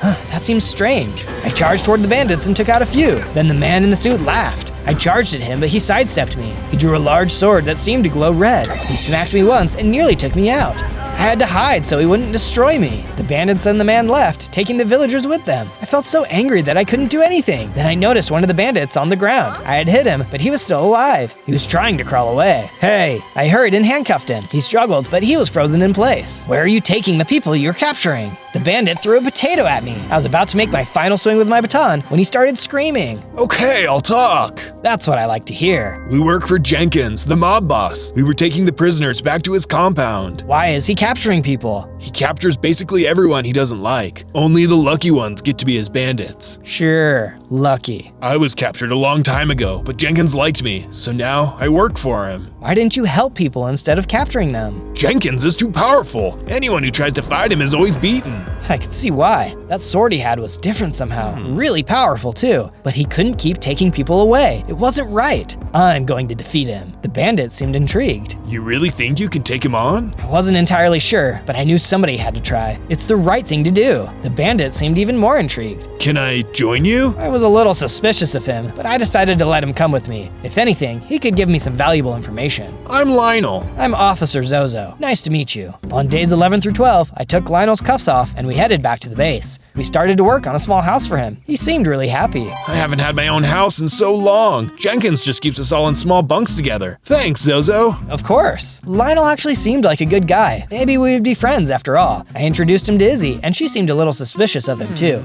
After a while though, she warmed up to him, especially after he offered to help her pick flowers. I decided the base was in good hands, so I went back to the cave to gather some more materials. As I went deeper, I noticed some skeletons were guarding a big deposit of iron. I could really use that. I charged toward the iron, but the skeletons had bows and arrows. Whoa, I didn't notice that. They all shot at me and depleted almost all of my health. I can't do this, I'm gonna die. I ran off and tried to heal for a minute. Oh, that was intense. I need some better weapons, but that iron is what I need to make a better sword. I went down a different tunnel and found a different iron deposit. It wasn't a lot, but it was enough to craft a new sword. Perfect. I creeped back down the tunnel and charged the skeletons again. It was tricky, but I was finally able to defeat them all. They even dropped some nice bows, which I promptly looted. Thank goodness. I mined all the iron and took it back home with me. I was able to make some more tools and even some armor. Yeah, this is amazing. I then called it a day. On days 13 to 15, I woke up to Lionel knocking on my door. Hey Lionel, what's up? Zozo, I need to tell you something about Jenkins. We sat down. I really want to be optimistic, but Jenkins is really powerful. I know, Lionel, but I am getting stronger. But you don't understand, Zozo. Jenkins isn't just a normal guy. He once was, but when he was younger, he was hungry for power. His father was the mob boss, but Jenkins wanted to be in charge. He made a blood oath to some supernatural force, and it gave him his red blinking sword. He destroyed his father as a sacrifice. Jenkins gained power over the people, but the sword gained power over him. It's basically alive and it feeds on people. That's why Jenkins keeps capturing people, to feed the sword and keep his power. This was a lot to take in. I thought it was just a blinking sword. This was something I wasn't sure I could handle. I wanted to tell you so you know what you're going up against. Thanks, I appreciate it. Lionel left and I sat there for a while. I was way in over my head. On days 16 to 19, I woke up to Lionel yelling my name. I opened the door. What is it, Lionel? It's Izzy. She's missing. But here, there's a note and a map. I took the note and read it. Izzy had gone outside and been captured by some villagers. They told me that if I wanted her back, I would need to pay them in gold. They even drew us a little map to where we needed to go. We don't have any gold. It doesn't matter. We need to go get her. Come on, let's go. We headed out in the direction the map said and reached a desert. Soon, we made it to a small village. It looked like it was in ruins. Hello, we are here to get our friend back. We turned the corner and saw Izzy. She was in a cage and surrounded by a few villagers. One villager with a wooden crown and sword came forward. Give us the gold and we won't hurt you. We don't have any gold. Give us our friend. No, if you don't give me my gold, then I'll take it from you. The villager lunged and attacked me. He was a good fighter, but I was better. After just a minute, I managed to defeat him. I felt another surge of power, and I leveled up into a sergeant. Nice! Izzy ran towards us and cried happily. Thanks for saving me. I won't wander outside at night ever again. A young man stepped forward. Are you really going to save us from Jenkins? That's what Izzy told us. He has a powerful sword that I'm not sure I can go up against. I know what could help. It's a legendary sword, dropped by a knight in a battle long ago. It's been lost somewhere in the desert. That sparked a little hope in me. Maybe I could defeat Jenkins after all. Do you want to come live in our base? It'll be safer there. A few villagers wanted to stay in their homes, but the young man agreed. I'm Nick. Nice to meet you, Nick. I'm Sergeant Zozo. We gathered some supplies and then took off towards the base. On days 20 to 22, we arrived back at the base, but it was on fire. There were some zombies on fire too. What the heck? We hurried and defeated them and then put the fire out in the base. It looks like we have some work to do. Nick and Lionel helped me while Izzy went back in her house to rest. She had had a long day getting kidnapped and all. She deserved to sleep. We made some new improvements to the base, including a better fence, and started building a house for Nick. I was happy to have him around and looked forward to learning more about the sword he was talking about. Hey Zozo, we should build a statue to let people know this is a safe place from Jenkins, and that you're gonna kick his bum. That's a good idea, Lionel. We chatted about the statue with Nick and decided on something simple. Can you guess what it is? Also, hurry and hit subscribe so you can follow me on more adventures. On days 23 to 26, I was gathering some crops from our garden when a bunch of bees started attacking the base. Ah, where did you come from? Everyone got their weapons and we managed to fight them off. As I hit the last one, it dropped something. I picked it up and it was some golden apples. Wow, these look amazing. I should probably save them for later though. I went up to chat with Lionel. Hey, I think it would be really helpful if we scouted Jenkins' base, just to see what we were up against. I think that's a great idea. We just need to be careful. There are guards literally everywhere. Nick and Izzy decided to stay behind and work on the statue while we headed out to the compound. It was a little bit of a journey, but when we arrived, I could see what Lionel meant. It was huge, and there were guards all over the place. Wow, you weren't kidding. I know that there is a guard entrance in the back, but only the higher-ranking guards or bandits can open it. And Jenkins, of course. Just then, we saw a bandit running towards us. We started to run away and thought we had lost him, when suddenly he popped out from behind a tree. Lionel, brother, I knew that was you. Luke? I heard you were dead, but when I saw you from the tower, I knew I had to come and get you. Luke drew his sword and went to attack me. No, don't! This is my friend Zozo. He's going to help us defeat Jenkins. Luke snorted. Yeah, right. He will. He's going to find the legendary sword of the night and defeat him. Luke seemed skeptical. I know it might seem impossible, but I can do it. I'll free everyone, and you won't have to be a slave anymore. Luke looked convinced enough. Okay, I'm in. I don't like the food there anyway. Luke chatted with us about what had happened recently with Jenkins. He had been raiding more and more villages lately, hungry for power. We then made our way back to the base. Once we got back to the base, we cleared out an area and made a house for Luke as well. Even though him and Lionel were brothers, they wanted their own places. I didn't blame them. We also made some improvements to the base, including some towers and a higher fence. Wow, this is actually pretty rad, Sarge. Luke saluted me incorrectly. He was an odd one, but I was glad to be helping people get away from Jenkins. On days 27 to 31, I went to talk to Nick about the legendary sword. He was picking some flowers. Are those for Izzy? He seemed to blush a little bit. Maybe. Her favorite are the blue ones. Hey, thanks. He picked up some blue flowers while we chatted. So, the sword. Yeah, so all I know is that it's buried somewhere deep in the desert. It's super powerful. It sounded like a very interesting weapon. Jenkins needed to be stopped, and this seemed like the only way to do it. Let's go find that sword. All right. We stopped at the base so that Nick could give his flowers to Izzy. She seemed really happy about them and wished us good luck. We gathered some supplies and then headed out into the desert. It was so big and I had no idea where to start. Any idea where it could be? Just somewhere in the desert. We started digging around, looking for some significant formations. It was honestly just a lot of sand. Then out of nowhere, a bunch of snakes came slithering up to us. Nope, none of that. I drew my sword and started fighting them off, but there were too many, and they started biting me. We need to go, Nick. We ran away and made our way back to the base. We felt discouraged, but I would find the sword. I just knew it. On days 32 to 35, we traveled back to the base. On the way there, we ran into a traveling merchant. Hello, lots of items for sale. Anything you could want, really. Name your price. We aren't in need of items, but maybe you have some information. What do you know about the legendary sword that was lost in the desert? The merchant rifled through some items, looking for paper. Yes, here it is. I once encountered a man who said it was buried in the furthest reaches of the desert, never to be found again. Never? Never! He raised his arms dramatically and waved them around. I looked at Nick. This guy was a little bit wacky. Probably not the best source for information. Well, thanks. We'll be going now. Not on my watch. I turned around to see Jenkins with some of his guards. The merchant screamed and hid behind his camel. I've met you before. You're that annoying little rookie I swatted back in the village. It's Sergeant Zozo to you. I drew my baton and attacked his guards.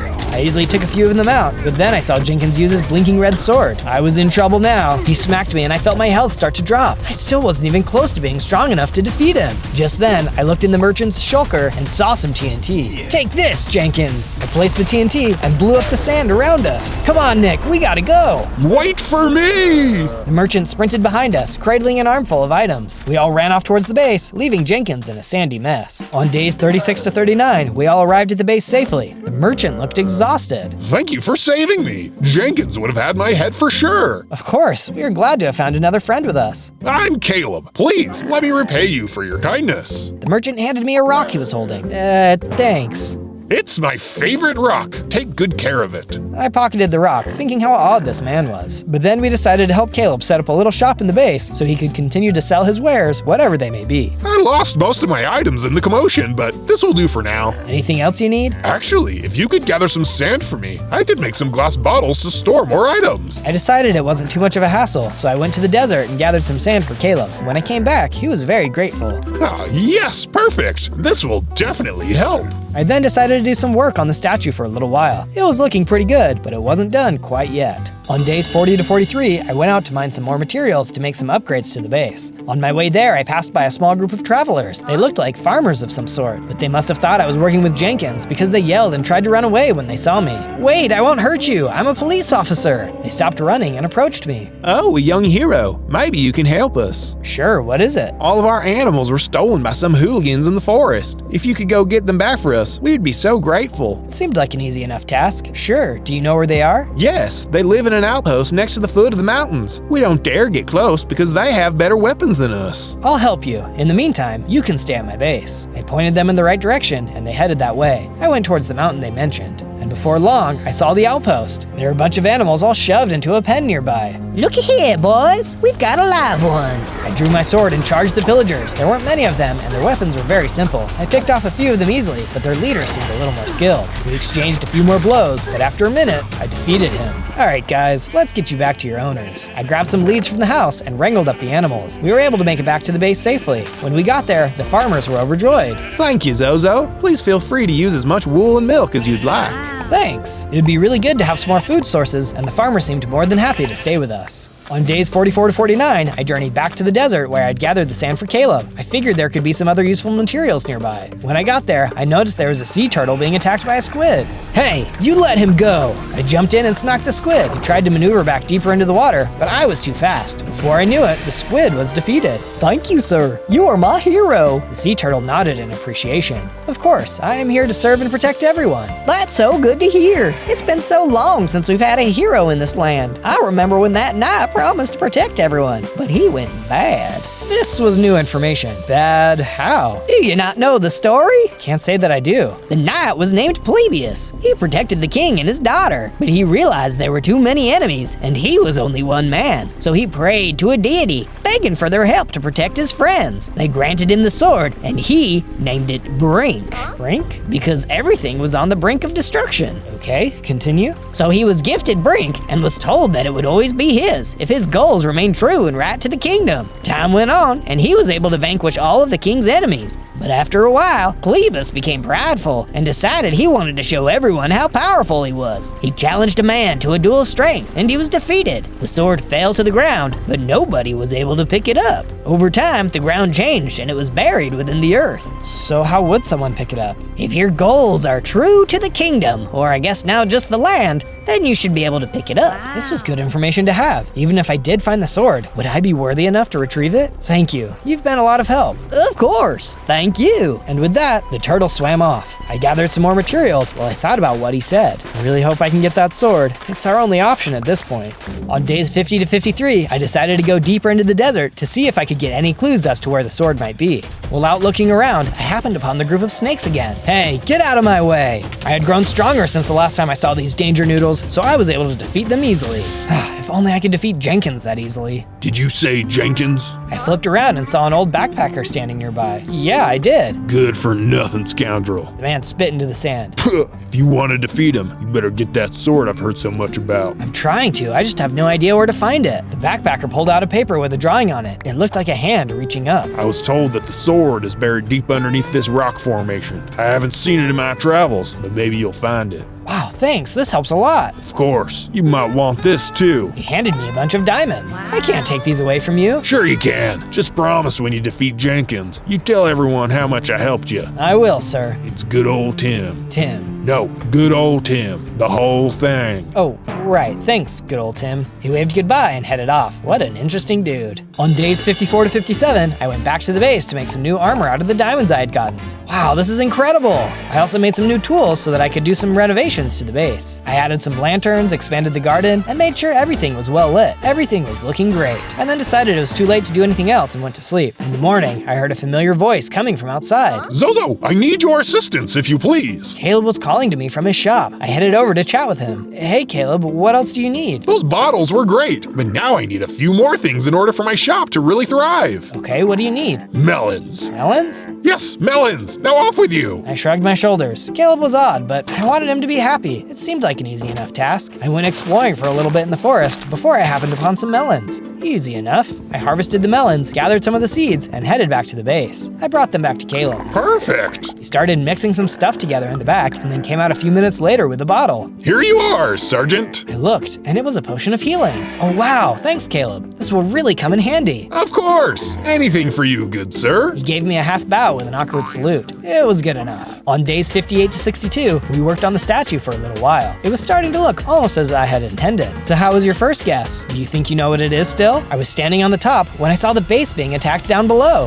Hey, those look like some of Jenkins' bandits. I hurried and ran down to fight them off. Get out of our home, you good-for-nothing scoundrels. I was starting to sound a little bit like good old Tim. I was able to fight almost all of them off. A few escaped, but I wasn't too worried about them. I was able to head back to my house when I heard Izzy yelling for me. Zozo, come quick, it's Lionel. I ran to Lionel's house and found him hunched over on the floor. He looked really bad. Hey buddy, let's get you some help. No, it's too late for me, Zozo. Just go get Luke for me. Luke? Is he in his house? No, he's the one who stabbed me. I overheard him talking to the bandits. He was in league with them all along. Jenkins wants Brink for himself so that nobody can defeat him. Apparently, they just found out about an old lady who knows exactly where to find the sword. I couldn't believe it. Luke seemed like an okay guy. How could anyone betray their brother like that? Don't worry, Lionel. I'll get him. Hurry, Zozo. He already left out of the back door. Lionel took in one last breath, and then he died. I was so angry, but I didn't have time for that right now. I needed to go after Luke and find the sword before he could. On days 63 to 66, I followed some tracks leading into a woodland area. They must have been Luke's and the other bandits that got away. I tracked them for a while before coming to a small rundown cottage. The door was broken and I heard some yelling. I ran inside, drawing my sword. The two bandits were rummaging around, stealing from an old lady. She was sitting helpless in a chair. Hey, you get out of here! I quickly picked off the bandits and gave the old lady back her things. Thank you, young man. I owe you my life. All I need is some information, ma'am, and apparently you have it. She nodded like she understood. The sword is under a rock formation, shaped like a hand reaching toward the sky. It is said that is how the knight, Plebus, died. I gave her the picture that good old Tim gave me. She looked at it. That's the one. I saw it a long time ago when I was traveling through the far east side of the desert. She drew me a simple map that led to its location. It seemed to point into the desert. Here you go, young man. I fear that the other young man called Luke will find it before you do. So hurry. Will do. Thank you. I took the map and ran as fast as I could toward the line the old lady had drawn. I hoped that Luke hadn't found it, but I did hope to find him. I had a score to settle. On days 67 to 70, I arrived at the rock formation. I noticed that more bandits were there, and I saw Luke with them. They were gathered around a cart and a tunnel someone had dug. I charged at them all. How dare you hurt my friends! I swung and slashed and managed to defeat all of them, which left Luke and I alone. Just give up, Zozo. You've lost. I yelled in anger and charged at Luke. Lionel was your brother. How could you have betrayed him like that? He was garbage, just like you. I'm gonna enjoy throwing you out as well. He charged again and he smacked me really hard. I didn't realize how close I was to the opening of the tunnel. I fell down and nearly died. Luke sneered at me from above, then took off running. Coward! I looked around and noticed that the tunnel extended further into the ground. I hoped that I would find what I was looking for down there. On day 71 to 74, I walked down the tunnel for a little while before entering a large cavern. There seemed to be something in the middle of the room. I went closer to examine it and realized they had dug out all the dirt surrounding the sword. They must have taken all of it with them. They had the sword, but obviously they couldn't wield it. Maybe I did have a chance, but I was really discouraged. If Jenkins had the sword in his compound, how was I supposed to beat him? I looked around to see if I could find anything else of value. There were a few deposits of coal, but nothing more. I climbed back up through the tunnel and into the desert. It was going to be a long and painful journey home. On day 75 to 78, I headed back to the base, my head hanging low. Nick ran toward me. So did you get Luke? Where's the sword? Luke escaped. They took the sword too. I didn't really feel like talking. I honestly just felt really sad. Zozo, I have something for you, my friend. Caleb motioned me over. I'm not really in the mood, Caleb. Trust me, you'll like this. He pulled out something from underneath his counter. Since you really liked the TNT from last time, I decided to make you some more. He gave me a whole stash of it. It didn't really cheer me up since I already had loads from before, but I figured it could be useful later. Thanks, Caleb. I started toward my house, but then decided to go into Luke's instead. Maybe he left something of use behind. As I entered, I heard some noise. I turned around as Luke stepped into the room. How did you get in here? Like I would tell you. Luke unsheathed his sword and we fought again. This time, I wasn't going to let him escape. We exchanged blows, but I was way stronger than him. After just a few more hits, I was able to defeat him. That's for Lionel. Just then, I noticed that Luke had dropped some stuff. It looked like a key and a map. This key must be to the back door of the compound. All of a sudden, I felt power coursing through my veins, and I leveled up into a lieutenant. I even grew a mustache and got some cool new shades. Wow, look at me! I looked at the map. It led to a section of tundra. This must be where they were taking the sword to. Luke must have come back here to get some of his stuff before heading there. But how did he get in? I looked around and found a secret door leading down into the ground. I followed it and it opened up outside the base, hidden behind some bushes. That explains it. I went back and filled the tunnel up, making sure nobody else could get inside. On days 79 to 84, I followed the map to the tundra. It was freezing and I didn't really like it that much, but I passed some different animals, so that was cool. I finally arrived, the freezing air whipping through my hair and mustache. It's freezing. I decided to make myself a little igloo to keep myself warm. I knew Jenkins and his bandits were coming to the tundra. I just didn't know exactly where they would be. I guess the location on the map was incorrect? I went back outside to look around, but then I saw someone running toward me. I hurried to draw my sword, but the person stopped before they could reach me. Wait, you're not Jenkins. No, I'm not. Who are you? I'm Meg. I've been following Jenkins and his crew for a while now. I'm trying to defeat him and save my family. I'm trying to defeat him too. He's captured my friends and destroyed people that I love. I'm sorry. Maybe we can work together. Sounds good to me. How are you going to defeat him? She seemed uneasy. Honestly, I wasn't exactly sure. I know that I'm a good fighter, but he is really powerful. So you've been tracking him. Do you know where he is exactly? Meg shook her head. I followed them, but there was a large snowstorm that came through. I lost my way, so I've been wandering around for a bit. I invited her inside to get warm. I showed her the map and she got really excited. Hey, there's an abandoned mine shaft around here. She took out a pencil and drew a circle on the map. I'll bet that's where they are headed. Perfect, let's go! We gathered in all the warmth we could, and then we headed out to the mine shaft. On days 85 to 89, Meg and I went tromping through the snow to the abandoned mine shaft. It was so cold and snowy. We had been walking for a long time when we realized we were back at the igloo. What? How? We must have gotten turned around in the snowstorm. This was so frustrating. You're wasting your time. Jenkins is long gone. I flipped around and saw good old Tim. Hey, what are you doing here? Ice fishing. He didn't have a fishing pole though, so I was really confused. Okay, did you see Jenkins? Yes, sir. Came around with a cart and headed down the mine shaft. He left though. Still had the cart with him, so whatever it was didn't work. Or did. I don't know. He shrugged nonchalantly. He must have taken the sword back to his compound. It all felt like a big waste of time. Good old Tim must have noticed I looked a little down because he put his hand on my shoulder. It's okay, Lieutenant. Here, this'll cheer you up. He handed me some ingots, which I realized were netherite. That'll make you a good and proper sword, Lieutenant. Now go save us. Wow, thank you. Where do you keep finding all of these things? My secret. Good old Tim smiled and winked at me. I looked at Meg, who smiled at me, and when I looked back, good old Tim was gone. Whoa, where did he go? I was starting to think that maybe good old Tim was my guardian angel or something. Meg and I shrugged at each other and headed into the igloo for the night. It had been a long and cold couple of days, and we needed some sleep. On days 90 to 94, I invited Meg to come back to the base, and she happily agreed. We gathered some more food along the way, since we figured our friends would be hungry. Once we got there, I repaired my armor and used my smithing table to upgrade my diamond sword into a netherite sword. It was amazing! I swung it around to test it out. This isn't Brink, but it'll sure give Jenkins a run for his money. I also upgraded my armor into netherite. It was going to be tough to beat me. I went outside to show my friends. They got really excited and started cheering me on. Yeah, Zozo! You're our hero. Go beat Jenkins and get our land back. I felt really strong and hopeful, but I knew there were a few things I needed to do before I could go infiltrate Jenkins' compound. On days 95 to 97, I woke up to the farmers I had helped calling out for me. I went outside and they gave me supplies to finish the statue as a thanks. Using everything they had given me, I got right to work. It took a little bit of time, but soon I had finished the statue. Wow, it looks amazing, guys. We did a great job. No, thank you, Zozo. You've brought us all in and protected us. It's been a long time since anyone has had hope, but you've given it to us, so thank you. I looked up at the statue of Brink. I knew that I didn't have the sword with me, but the statue gave me hope that I would find it again. I knew I could beat Jenkins. It was my destiny.